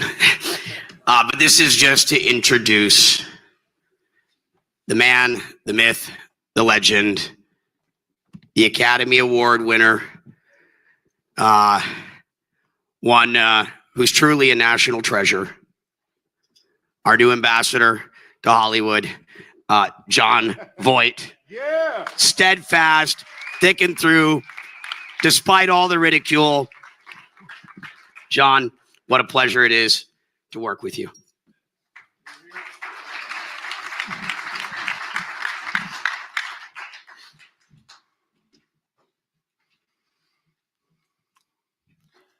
He was very good in this movie. Stephen Paul is my manager and partner and a producer of films. And we were going to do this film that was a pretty wild film called The Last Gunfight. And he wanted me to play a certain kind of character that came in disguise at a certain place and tricked a rather evil fellow. And I said, and I met this fellow. And I said, I tell you what, I'll do the film, but I have to have him as my partner. Because just as you can see, just watching his behavior here tonight at this event, you can see there's a wild energy. And no one has ever seen anything like it. Now, if he was a child actor, he's been maligned by the great Steve Bannon tonight. But he turned out in a wonderful performance, actually. And it was exactly what I thought he would do. He would steal every scene because of his energy and the unique person that he is. So I warn you, this is going to come out and people will get a taste of this extraordinary fellow. But anyway, he also has this very serious side, which is responsible for this gathering. And I have to say, I'm very humbled to be here, to listen to the people who have spoken. This is a room full of great people. These are we the people,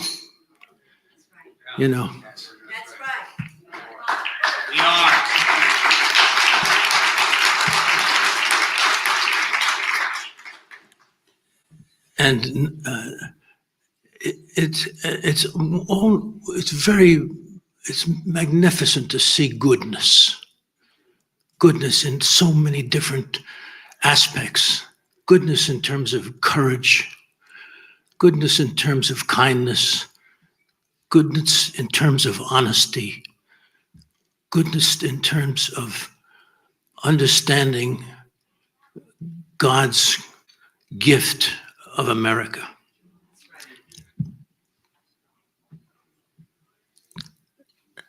I know we're all gathered here tonight to celebrate this amazing moment.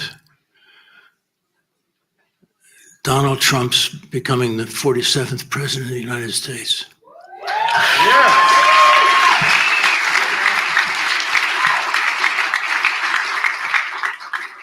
For his hard work and his dedication, his love for the American dream, his love for the American people. And then we all saw that his life was on the edge.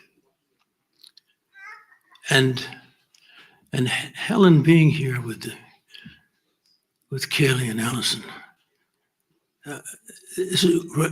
what they said, with all the wonderful things said tonight,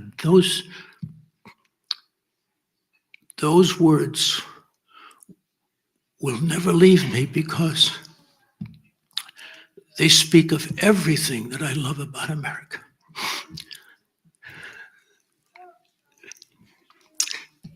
And God was with us all, is with us all, and was with the president that day, and is guiding his truths now, so that he can protect our nation's blessings. Now, I know Donald Trump a little bit. You know, I spent intimate time with him. I'm always amazed at his concentration, on his ability to take in information, on his ability to be there for people, just as Helen was speaking of. That's who he is. And he's so smart. He's as smart as Steve Bannon. You know, he's as smart as Elon Musk. The amazing things that we've seen these conversations with Elon and himself, the 3-hour conversation. Who among us on this earth can hit so many topics with so much depth and understanding and move from one to the other so brilliantly as these two guys? And yet he has other aspects too. The generosity that he showed through Helen's words, you know, that's him. He's been that guy. And Dustin, who came up here and spoke, you know, spent so much time with him and came back with that portrait. But Donald Trump's passion is the passion of Christ. And he has focused that vision in such a way that he will conquer the evil, and he will make this country the greatest country. This country that once was thriving, and now once again, he will bring this back to what our founding fathers etched out. The land of the free, America. God bless.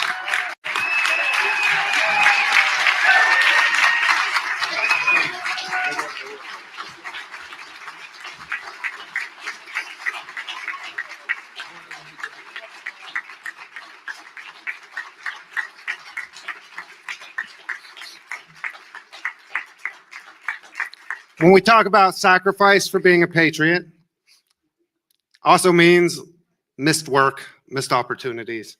To speak out, as somebody on our team, John from Hollywood, you've inspired so many. I remember Andrew Breitbart talking about you, telling me about you for the first time. And thank you for leading that charge and making. I'll tell you a little thing about Andrew, because, you know, there are two people. We had this, you know, this gathering, Friends of Abe. And we were this, you know, gathering of conservatives in Hollywood. And most of the people didn't want anybody to know that they were conservatives, you know. So they would show up. And Andrew Breitbart came in one day, and it's just like discovering all these beautiful people that have different kinds of talents. And I'm amazed when I see these guys like this fella and like Steve and that have all this information, you know, this genius that they have, you know. I'm amazed. And I saw Andrew Breitbart. And I'm sitting there next to Gary Sinise. And I'm saying, Gary, this guy's got it. He's amazing. And I said, I want to talk to him. So after this little session, when he expressed his feelings to this group of maybe 40 people, just a place where people could talk conservative values and share things. That's what it was. And so I said to Andrew, I said, Andrew, you're a special guy. I said, you know, what are you going to do with that energy? You know, I said, and I was saying to him that, you know, I say a few things. I'm not as eloquent as some people, but I say a few things.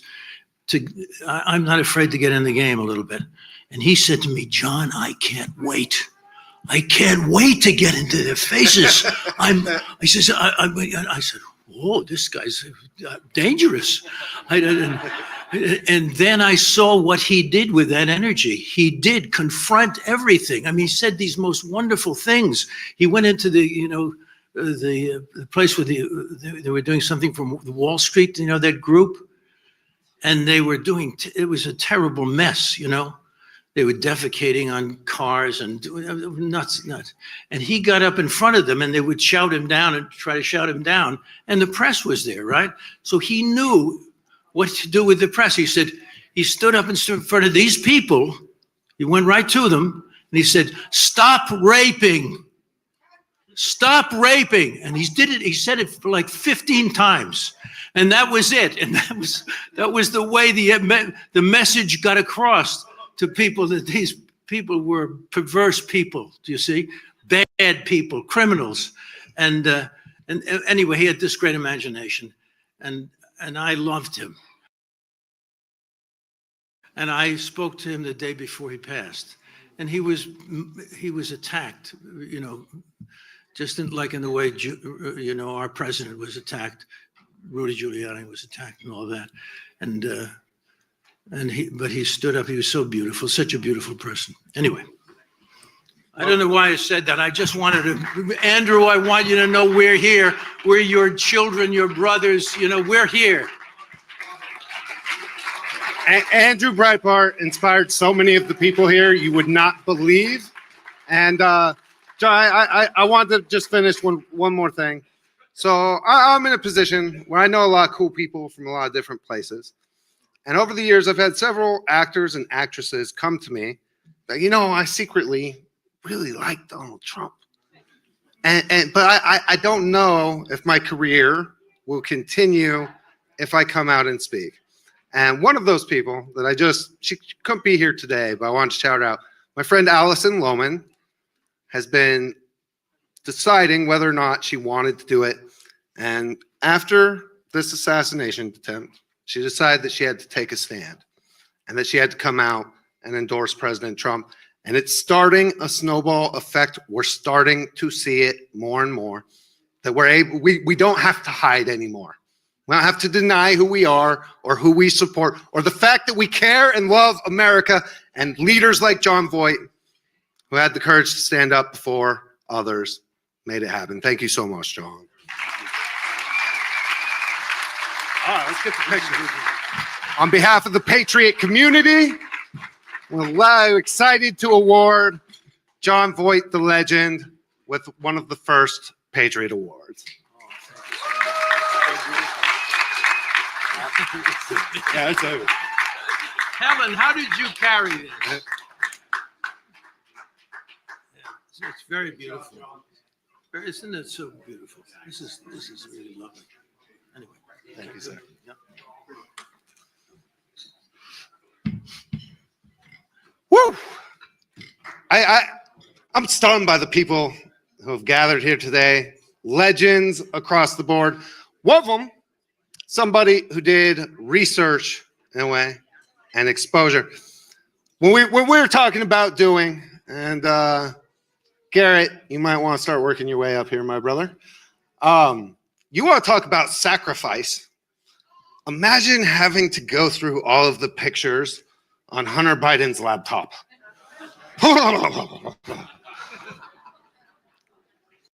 But realizing that if no one did it, if no one categorized it in a way that it was digestible, then we would never really know.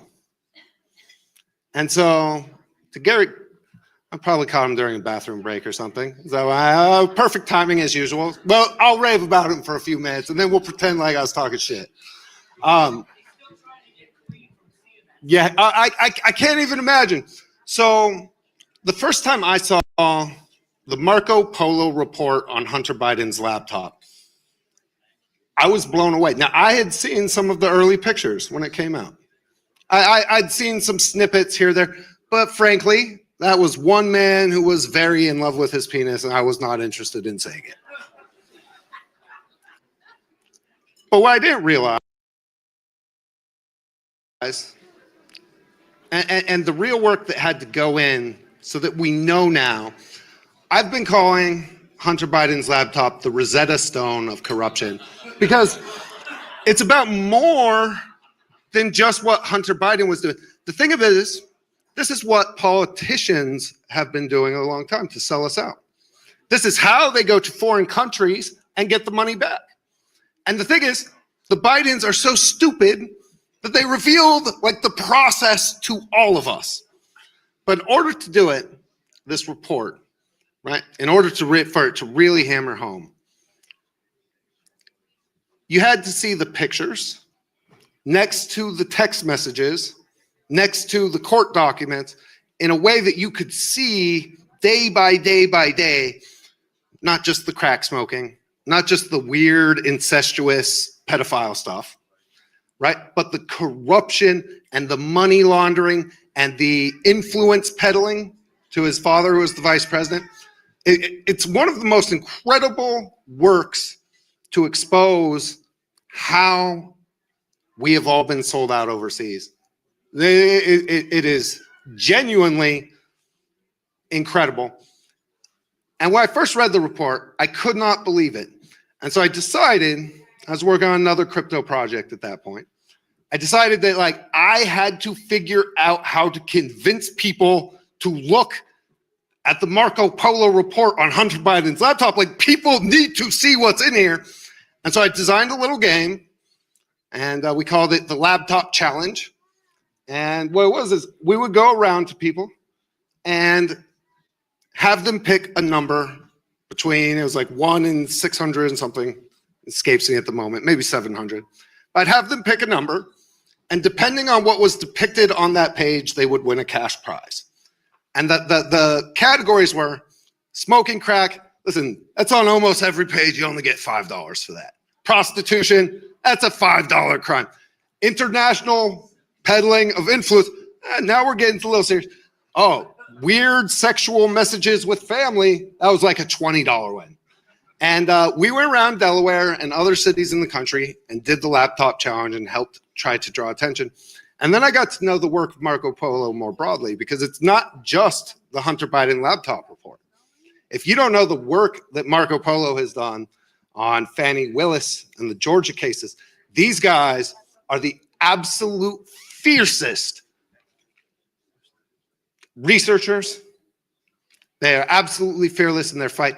They remind me of the work of Andrew Breitbart and the absolute fearlessness of it all. And so the Patriot community is honored to present Garrett Ziegler and Marco Polo with one of the Patriot Awards. Come on up here, Garrett. You're great. Thank you, John.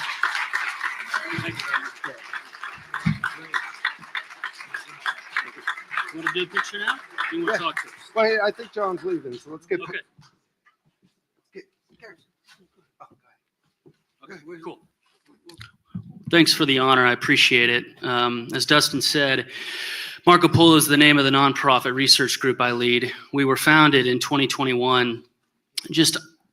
I have to say thank you to Steve Bannon, because he talked about the stolen election in 2020. And I was at the White House at the time. I was probably one of the half dozen staffers that believed there was election fraud, sadly. And I worked for a gentleman named Peter Navarro, who, like Steve, went to prison for a misdemeanor. He was the only misdemeanor in the FCI in Miami. Absolutely insane. And again, I think those subpoenas should have been rescinded when the Republicans took over. They could have, by the way. I want to make that for the record. But we couldn't get over the fact that Joe stole this thing through many means, through the machines, Somebody mentioned Zuckerberg earlier. You know what? I would return the mill for the inaugural committee if he could return the 400 mil that he gave to Michael Spitzer Rubinstein and the other people who did the drop boxes in 2020, right? That means more to us if he would come clean with what he did with the 400 mil. But we couldn't get over the fact that Joey helped osteoporotically steal the election. And we set out to put together this book on the Biden laptop, which you all can read for free online. I have a physical copy with me here today. I have a couple books to distribute. But our work was inspired by Fusion GPS. You all remember that left-wing Oppo research firm that did the Steele dossier through a cutout of Mark Elias and Perkins Coie. And we realized that the right in the United States has nothing like that. There is no hard-hitting team on the right. And of course, unlike Fusion, we want to put out true material that will stand the test of time. And so this laptop, which you've all heard about, it was the subject just 7 weeks ago of the largest pardon in U.S. history. So if you're curious about the conduct that gave rise to complete federal immunity from January 1, 2014 to December 1st of 2024, take a look at this book we put together. Again, it's online. All of our social media is the same at Marco Polo 501c3. I'm grateful to Dustin for coming out to Delaware. There were probably 7 of us at the trial, right? Hunter was convicted with a couple hours of jury deliberations. It was an absolute joke. But to end, I just want to say what drives us is very simple. If Hunter were just looked at as the black sheep, as the guy in the family that they were ashamed of but still loved as their son, we wouldn't do this. It's the fact that Joe still has the goal to lie to the American public and say that he's the smartest man he knows and that his son has a very high IQ. That's what he said to USA Today in his exit interview. It's an absolute abomination. So as long as Joe holds this ridiculous position and insults our intelligence and tells us that this is a great guy, the more we're going to push. And so we actually have a trial with Hunter Biden. He is suing us over this book and other things. That starts September 6th in Los Angeles. So we're not going anywhere, and I think we might have to take it to the circuit court because the judge in our case was appointed by Hunter's daddy, and he wouldn't recuse himself like Juan Merchan. So again, thank you for this honor. It's a great honor. I appreciate it. I appreciate everybody reading the book, and of course we have a $1,000 bounty for any material error. Tell that to every shitlib person in your life if they can make an easy $1,000. But of course it's all real. Think about over the past 3+ years, not a single email has been identified as fraudulent. Not a single one. And you know, going out the door, we may look into this insurance scheme whereby Hunter may have been insured 150% on his doodles. So again, the grifting's not going to stop, and we'll be tracking the presidential library, although I'm not sure he's going to have enough oligarchs to build that thing in Greenville, Delaware. He may have to part with the presidential library because of the federal pardon. But we're going to keep on this story and other stories like it. We welcome all tips. We were, before anybody else, leaked 5 suspicious activity reports from within JP Morgan. That's basically what got our group on the map. So if you have any insider information about the Bidens or any other corrupt figure in American life, we would gladly take it. Thank you very much.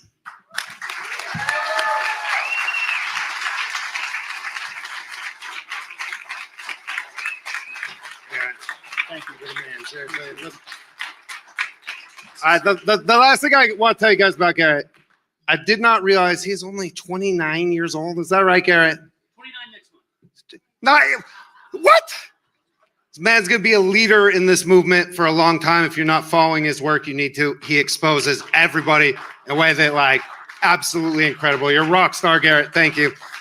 All right, guys, we have a few more, and I see another legend has just joined us up here. Absolutely incredible. I met Scott Presler. I was trying to remember when I first met Scott Presler. And I think I pinpointed it, but I'm not sure. But Jen and I, kind of known for being willing to go wherever we needed to go to do whatever needed to be done. Steve would just send us to crazy places to go after stuff. And I am not the most organized person in the world. I will tell you, it's not my strong suit. It's hard to believe. And over and over and over again, I kept running into the same person.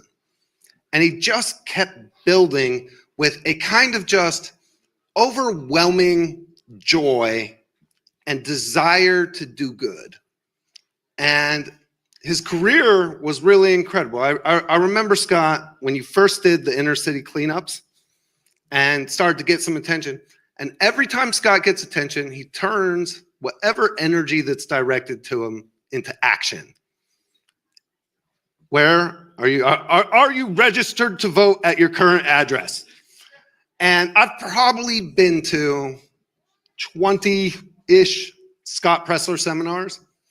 And what I'm always shocked by, whether we're in Utah or Louisiana or Texas or Nevada, wherever I end up going, the volunteers are like, oh yeah, I talk to Scott like every day. I'm like, how do you talk to 900 people every day, Scott Pressler? I believe Scott Pressler has organized the right in a way to allow for the political realignment that is happening. Because it's overwhelmingly positive. It's overwhelmingly focused on the good works that can be done. And I believe him to be maybe the hardest working grassroots activist in the world. Scott Pressler, it's been an honor to know you all these years, man. The Patriot community, super excited to award you, and we'd love you to come up and say a few words for us. Thank you, my friend. Well, gosh, I never thought this would be my life. In 2020, we had that debacle of an election. And I said, okay, let's regroup. Let's start organizing immediately for 2022. Let's take back the House and let's take the Senate. And so we started doing voter registration, flipping counties from blue to red. We went to Pinellas County, Florida, which is Clearwater. And our work flipping that county to now Republican voter registration, elected in 2022, Congresswoman Anna Paulina Luna. We went to Long Island, not so similar to Florida. We did gas station voter registration. And in that election, we were able to flip New York's 3rd and 4th congressional districts from blue to red. Now, we should have had a big, beautiful red wave in 2022. You had the crisis at the border. You had Putin invade Ukraine. You had the terrible Biden-Kamala economy. But what happened? In Arizona, we should today have Governor Kari Lake. The machines went down on election day. In Nevada, we should have had Senator Adam Laxalt. It snowed in the mountains of Washoe and Reno on election day. And in Luzerne County, Pennsylvania, they elected John Fetterman to the United States Senate. And Luzerne County ran out of paper. And so I said, guys, we're going to continue to lose elections unless we diversify the way that we approach them. In January of 2023, I launched Early Vote Action. And we started immediately focusing on all of the swing states, Arizona, Nevada, North Carolina, Pennsylvania, Wisconsin, Michigan. But I said, if you're going to do one thing right, you do that one thing really well. We dedicated all of our time, all of our talent, and all of our energy into the Commonwealth of Pennsylvania. I even, in our strategy of reaching out to fraternity brothers and truckers and knowing that 30% of Pennsylvania hunters are not registered to vote, we went after a community that is very underrepresented in the Commonwealth of Pennsylvania, our Amish. I even went to a farm and milked a cow by hand just to earn those votes.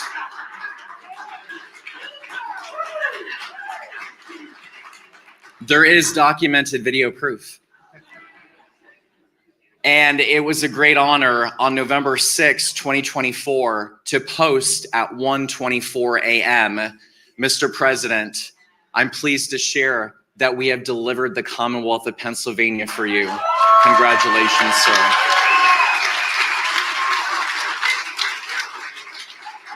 To the chagrin of the nation, we are the only swing state that delivered a United States Senate seat. We registered 50,000 voters in the Commonwealth of Pennsylvania, and Dave McCormick, now a senator representing PA, only won his election by 15,000 votes. Voter registration wins elections.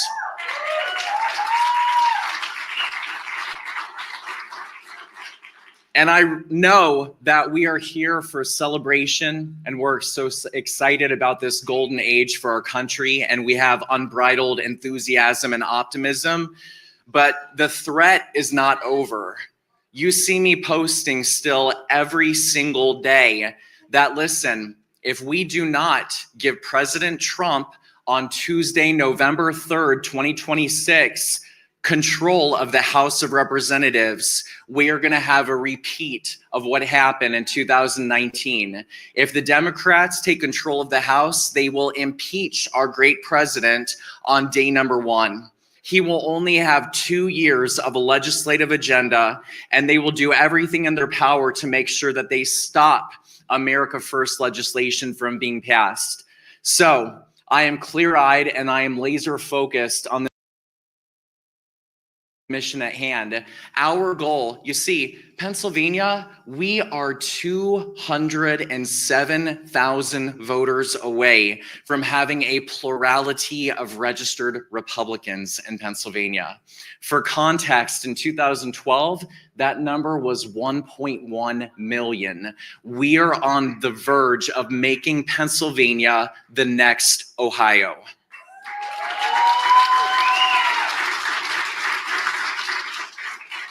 And now when people see long hair coming to their state, it strikes fear into the hearts of the Democrats. Because I have a message for New Jersey. We are coming for the governorship this November, and we are going to work to flip it from blue to red. Last, I'm hearing a lot from these speakers about justice and accountability, and more importantly, making sure that the mistakes of our past never happen again. One of the most important issues that I hear from voters across our great country, besides securing the border and of course stopping illegal immigration, is we must have the confidence of the American people and restore trust in our elections by having election integrity.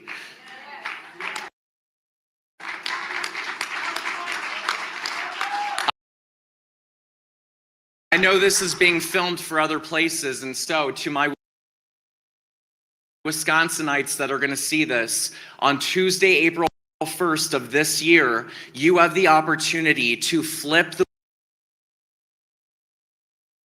Wisconsin Supreme Court from blue to red. If you elect Brad Schimmel to the court, you will flip that court to a majority, and you have the opportunity to enshrine voter ID into the state constitution in Wisconsin. And furthermore, thank you. And furthermore, for justice, because we all know about the stolen election in 2020. Now, because I'm a Pennsylvanian and I am staying and making my home Pennsylvania, the Supreme Court has 3 Democrats running for retention this year in 2025. These Democrats voted to allow mail-in ballots to be received 3 days after Election Day in 2020. They allowed for the election to be stolen. So if you want justice, if you want accountability, if you want to make sure the debacle never happens again, then I need every Pennsylvania voter that supports President Trump in truth and justice. You vote no to retention, and you give me 3 years of your time going into 2028, when hopefully we will have presumptive nominee Vice President J.D. Vance as our presidential candidate.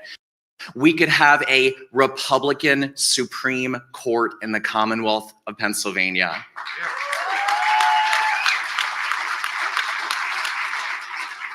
I know Steve's no longer here. Steve has had my back since day one. I'm appreciative of the War Room. I'm appreciative of Jennifer and Dustin. And just thank you to all of you. Thank you to every person, even in blue states, because what you did, you gave us the House, you gave us the Senate, you gave us the White House, and you know what else you did that the Democrats will never be able to live down? You delivered the popular vote to President Donald Trump. Thank you to every single one of you. I hope you will support my organization, earlyvoteaction.com, And it's such a great honor to be receiving this statue of our great president. Well, Scott, you're the man. Thank you. Getting low on statues, you guys. But Scott Pressler, no one's earned it more than you, man. Thank you so much. Continue the good work and continue to work on behalf of all of us. Patriot Community's got your back. Thank you. And if you need us to bring the statue to wreck somebody, you know we got you. Peacefully, peacefully. You know, sometimes. Oh, this is. Oh, yeah, no, it's This beefy. is a big boy. Beautiful work. Good job. Thank you, Scott. Thank you. Appreciate it.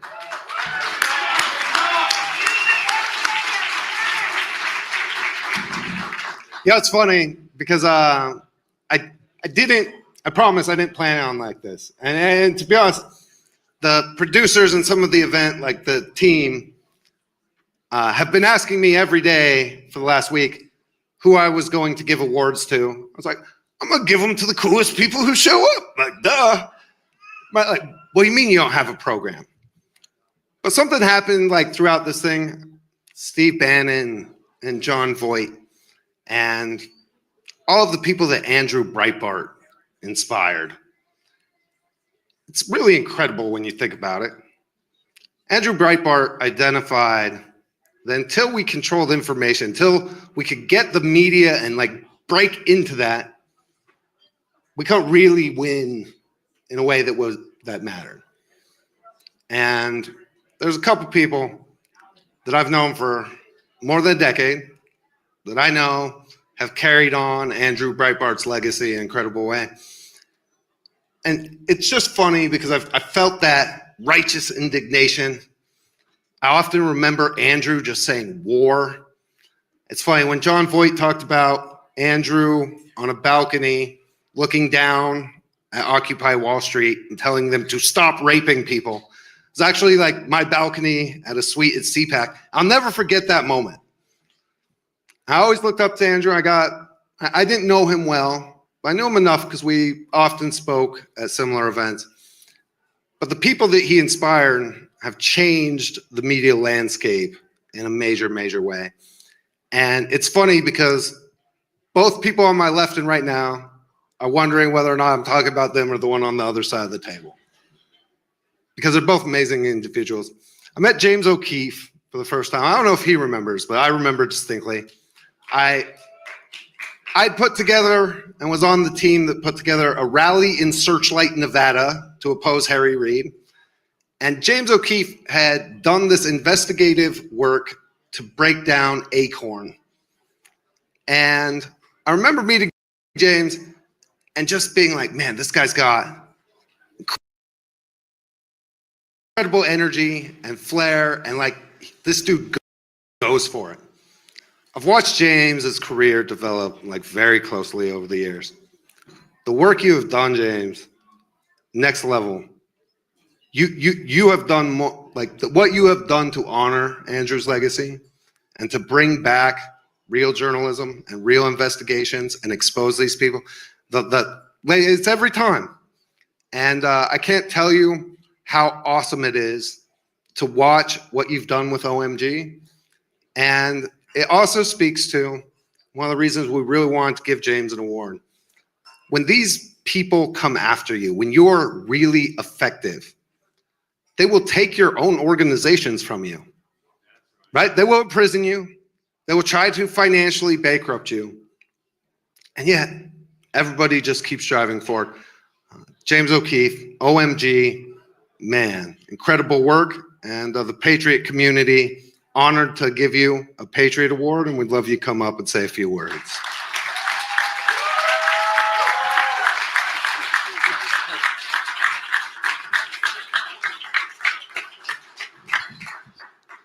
Thank you. This is great. National Press Club, and I really respect Scott. Actually, I don't think I've had a chance to say. Well, you're at my party in Arizona, so that was kind of cool. But I really admire men of action because there's a lot of people that just talk, and Scott actually does the thing, and I deeply admire you. So thank you for what you did. Thank you. And this is kind of improvised. I've actually been in DC for the last week undercover, believe it or not, myself and my team, meeting with guys in the deep state. And we broke a story last week in the Pentagon of an official, and we're calling it Dating the Deep State. So Pentagon fired this guy, and there's another guy coming out next week, deep within the bowels of the deep state, subverting, committing fraud. So I'll keep this pretty short, but I appreciate this honor. And Andrew Breitbart, there's so much to say, but way back when, because I've been doing this since I was in college, he used to say, we are the media now, right? We are the media. And this week, in an extraordinary series of events, the Pentagon fired this guy for, he's an advisor to the Joint Chiefs. He's in meeting inside the Situation Room inside the Pentagon. And in an extraordinary series of events, not one single member of the DC press corps reported on it. So I think Andrew used to say this in so many words, but it's not that the legacy media is just merely not reporting news. Now they're in the news suppression business. And stop complaining about the media. Understand that now you, me, we are the media. And just do their jobs. And I'll say one more thing. I was meeting with I never go to DC unless I'm secretly recording somebody. But that changed today. I swear to God, I never come here unless I'm filming you. But today, or in the last 24 hours, I was meeting with one or two of the people that are going to head these agencies. And I'm not going to tell you who, but one of them leaned in and said, James, I hope you wire that son of a bitch agency up with your hidden cameras. And I was like, man, things are going to change. Thank you.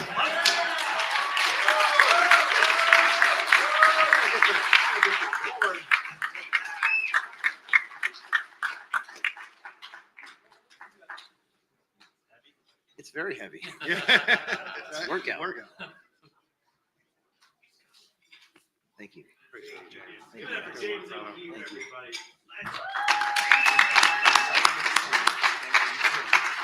Woo! Hard to imagine being, right? Like, I've known a lot of these people for decades. It's crazy to think about all that we've been through, the roller coasters all the way up and down. I want to thank America Mission for all of the work that they've done helping me put all this together. It's an organization that me and Jen started years ago that has turned into something that is just unbelievable and next level. And so to all of the team who makes all of the magic happen while I get up here and blow V8, like, I love you guys and thank you so much. The last award I'm going to give out today, last Patriot Award, something that's very, very special to me. See, when you're somebody who's an activist, when you're on the ground and you're doing grassroots work, what you find is that it's really hard to get anybody to pay attention to the wars and battles that you're in order to win a congressional seat or to win a Senate seat or to change some law somewhere. And what you find is it's especially frustrating because the enemy plays dirty. The left does not believe in gentlemanly politics. They believe in destroying you no matter what. And I remember several times throughout my career, early career, that only Andrew Breitbart would listen and publish. And every time, it felt like life or death. It felt like you could not win the battle without somebody like Andrew Breitbart and Breitbart News stepping up to come to your aid. And eventually, after Andrew passed, I got to go work with Steve Bannon at Breitbart News. I got to go around and do all kinds of crazy stuff. I still think that they think I'm batshit crazy, and it's totally not true. But I really did infiltrate like the Bernie Sanders movement and Antifa and Black Lives Matter, like crazy stuff. But we need that kind of media. In order for us to win, we need a outlet that will listen to us and report our side of things, because the other side has no shortage of blogs and television stations, and they get and every newspaper. And we have just a few bastions of conservative media, and sometimes, right, like they don't get it. But one person that I know deep in the conservative media that does continues to carry the torch at Breitbart News as their political editor-in-chief. And he's a great friend of mine. And I really love this guy. He has done more. I actually, it's funny because I often mock mainstream reporters in lots of different ways. But I actually believe that one of President Trump's, and maybe President Trump's favorite reporter, who he's constantly sitting down with, Matt Boyle, has probably received and had more people read his words than maybe any journalist of our generation. The incredible real-life reporting that Matt Boyle and Breitbart News does in their political section, it's a standard that we should all try to live up to, and we should demand of our conservative media. And so for the final Patriot Award today, I'm excited to give it to my friend, Matthew Boyle. Come up here, Matt.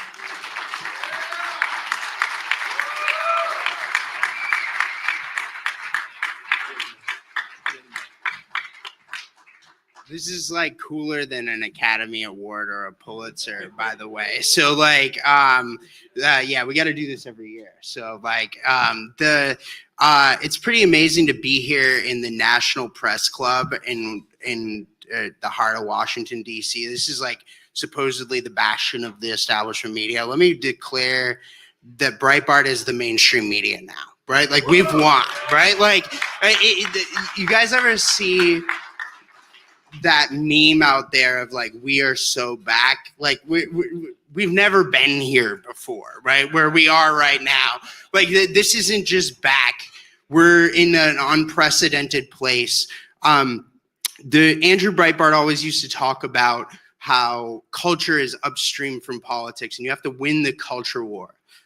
Well, let me make it clear. The Presidential Inaugural Committee just announced that Nelly is performing at one of the inaugural balls on Monday night. Last night we had Snoop Dogg, Rick Ross, and Soulja Boy performing, right? Like not my cup of tea, but whatever. The point is, Rascal Flatts are performing at another one. Carrie Underwood is singing at the inauguration. We've won the culture war, guys, right? Like, so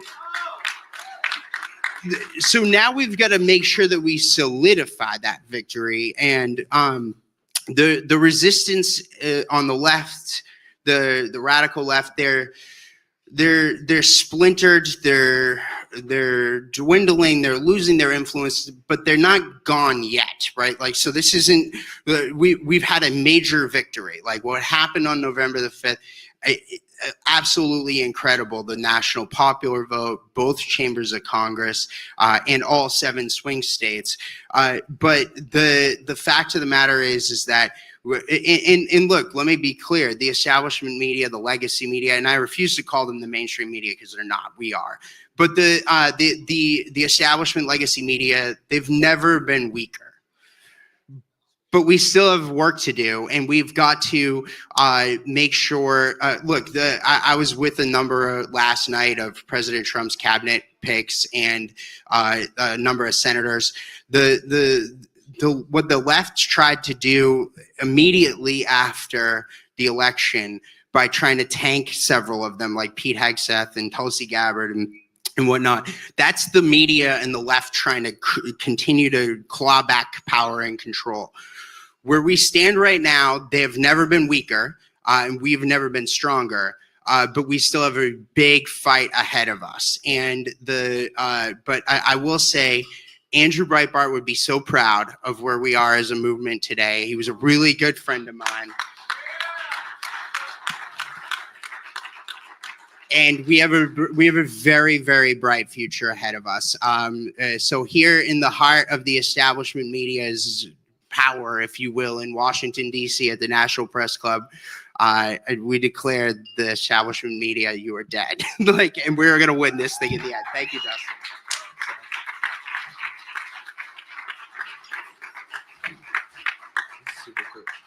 Super heavy. I'm Matthew Boyle, political editor at Breitbart, absolute legend in the media. I can't tell you how many wild stories and rabbit holes I've been down with this guy, and looking forward to a long career of representing all of us as good as you can do it in the media. Matthew Boyle, the Patriot community, honored to give you one of the first Patriot Awards. Thank you, sir. Oh, yeah. Take the bad boy. This is heavy. So, that's awesome. Thank you. Thank you. Thank you. Whew. A giant 2-story bronze statue of President Trump in the most iconic moment of courage of all time. I don't know how I get so lucky to be involved in all this crazy stuff. It is good to be the guy that if you're doing something like buck wild that's gonna like blow everybody, like I'm usually the person that you're gonna call because you're like, I wonder who like knows how we like tour a statue around. And sure enough, there it is. Jen, I wanted to make Jennifer Lawrence, my wife, like more a part of the ceremony. But frankly, when you have to deal with somebody who's constantly winging everything, I mean, it means there has to be somebody like Jen who's constantly running in and filling in all the gaps and making sure that like I just don't leave a wave of destruction everywhere I go. But I'm so lucky to be with somebody because me and Jen aren't like your traditional couples. We literally do everything together and have for more than a decade. We see ourselves as one unit working together to change and make America great again. And it's funny because I don't know, I probably would have been a Ted Cruz guy. Like I was a Tea Party guy. I probably would have been a Ted Cruz guy. Like, I don't know about this brash New Yorker guy. But Jen is a brash New Yorker. And I came to learn something, appreciate something, which is the New Yorkers might come across as like a little mean. It might be a little fierce from time to time. But if you really, truly care about people, you don't give them the easy lie. You give them the hard truth. And the only way to really deliver it effectively is to do it in a way that is blunt. Kyle Kemper, somebody who's worked with me, Brock Pierce, the whole American Mission team, Jen, Kim. There's so many people, like I can't name them all, like Denise and the Maddox. When you do this for a long time, you come to rely on your network. Come to rely on people that you know if you call them, they'll do you a solid, and that they're not afraid of like mixing it up and like you bringing all kinds of fire down around. Because when me and Jen, when the long hair shows up, you know that you're going to face like electoral problems. When me and Jen show up, you know that like we're about to release your divorce files and like all of the dirtiest stuff that's ever happened, and probably rally people against you in a crazy way. And so I don't know, like looking back, the Andrew Breitbart stuff has really touched me throughout the entire ceremony today. And I think maybe in the future we'll add some kind of tribute to Andrew Breitbart to the Patriot Awards.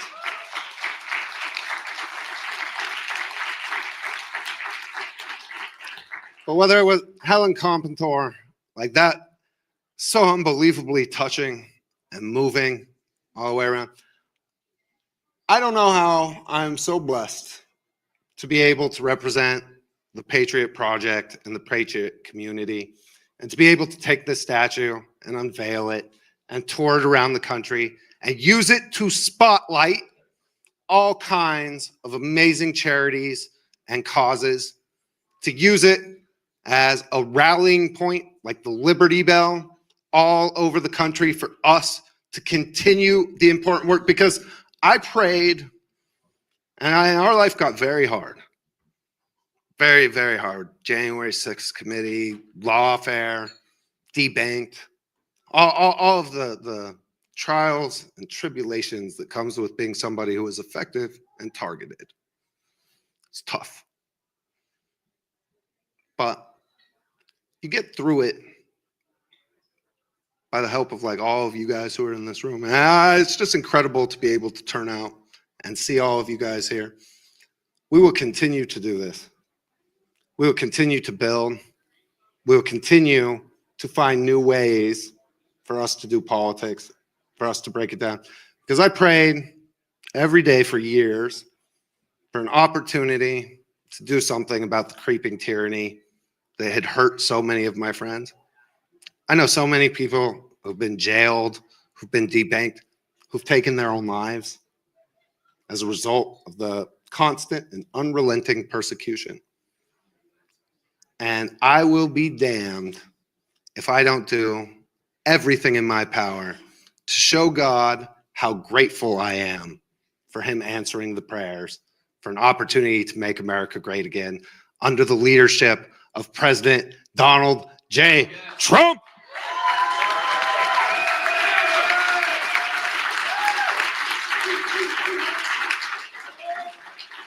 So I hope, listen, I can usually do a Steve Bannon speech, but he kind of just left me like drained because that was phenomenal. From start to finish, the speakers, Vivek, like so honored that so many people were willing to come and participate in this first award ceremony. The Patriot community is going to be the real life tokenization of politics. It's your opportunity to own a piece. The reason that we did a 2-story bronze statue, the reason that we wanted this thing to last forever, is because it will. And you all have an opportunity to own a piece of that in perpetuity. And so normally, and for the last decades, when we would go do these kind of things and we would be doing activisms and we would be doing grassroots, I hate asking people for money. Like if there's one thing, the reason I could never actually be a politician is that I hate asking people for money. It is not fun, right? It makes me feel demeaned in a lot of ways.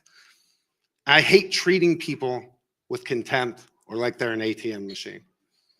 But I believe the Patriot statue and the Patriot token and the Patriot community, I believe this is how we're going to remake how we do campaign finance more broadly. That this is how we're going to be able to fund activism. And you all are going to be able to own a piece of it in perpetuity. This is your project. So shout out to the Patriot community. Shout out to the statue. Shout out to all of the speakers who came. And I just realized, because he's way in the back, Alan, well, you might make Alan still come up here. Because like the video lasts forever. So I didn't know about the work, right? So when we decided to do the statue, had to be somebody who had chops, because we did not want a Dwayne Wade looking freakazoid statue where we unveiled this thing. You know what I'm saying? Like if you're gonna do Donald Trump, you better not screw around. You better make it big. You better make it strong. You better make it just everything. And Alan Cotrill and the work that he did on this statue and the mini statues and the award statues, and I believe that the works that he is going to do for a long time, it's going to be, he is going to be, and probably already is, the most famous statue sculptor in the world. And the process that he did to build this thing is the stuff of legend. So, and Alan, I meant to bring you up way earlier, but things got a little hectic when Vivek came in. I'm like, oh, there's Steve Bannon, cool. Alan Cotrill, you guys, he's the artist who designed this thing. I believe this is going to be a work of art that lasts forever, and that we can include Helen Compentor and Corey Compentor, the tribute there. I think it's Gonna make it extra special. But Alan, come up, talk about like your process for creating this thing, and just give us a couple words if you wouldn't mind.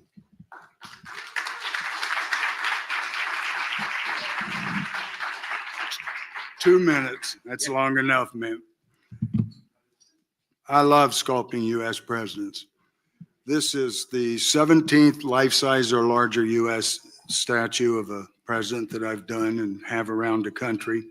It's the first living president that I've ever done. So that was a real thrill. I began sculpting this 15-foot bronze figure. I aspired to imbue it with a sense of strength, dignity, and an attitude of defiance. I think I've captured that. But no bronze sculptor creates alone. I want to take a moment to express my gratitude to the incredible creative team that supported me through this process. I have 6 of my team members here today from Ohio. Their expertise and dedication working night and day on this statue. They're just fine artists and artisans. What I didn't have time because they wanted it as quick as possible, and I wasn't contacted till just August 15th, I believe. And normally it'd take something this size a couple of years. We did it in 4 months. But again, that's night and day, and I've done 300 or 400 large figures like this. So I had a very, very experienced team. Usually I start at this scale and then enlarge it up. Well, I didn't have time to do that. So I actually took a wire armature, steel armature, put styrofoam over it, took bags of earth and clay and sculpted him at life size and sent it to the crypto guys. And they said, carve a little more off his cheeks and belly. And so I knew that was coming. So I tried to make him look exactly like he does, but no, they wanted him prettied up a little bit. But I still think it captures the essence of the man. We cast this piece at my bronze foundry in Zanesville, Ohio. And my team helped me turn a dream into reality, and I thank you for that. I also want to thank the Crypto Brothers for entrusting me with this opportunity to bring the Dawn Colossus to life. Your faith in my vision gave me the courage to aim higher, quite literally higher. It's my understanding that the 15-foot bronze statue will be unveiled tomorrow during Trump's rally at Capital One Arena.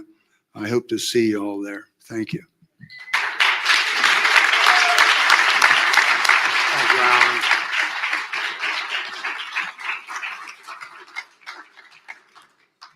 In the presence of so many legends, artists, journalists, freedom fighters, truth tellers, the first ever Patriot Awards. Let's go.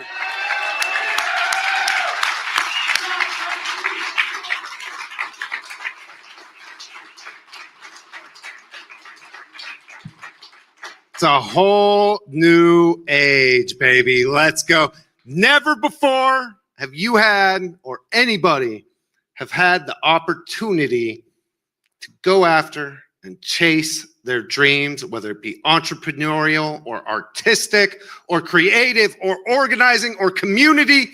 We are about to go into an age of unbelievable opportunity to experiment and build the future that we want with each other.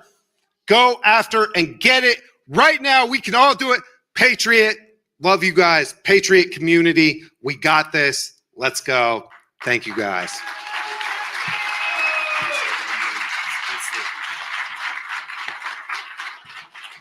Now, friends, before we leave, I would just like to offer some recognition to the man, the myth, the legend, Dustin Stockton, descendants of the signers of the Declaration of Independence, a man with such heart, with such fire, with such intelligence, who, at probably the dismay of few, follows his heart and his truth and operates like no patriot I have ever met before.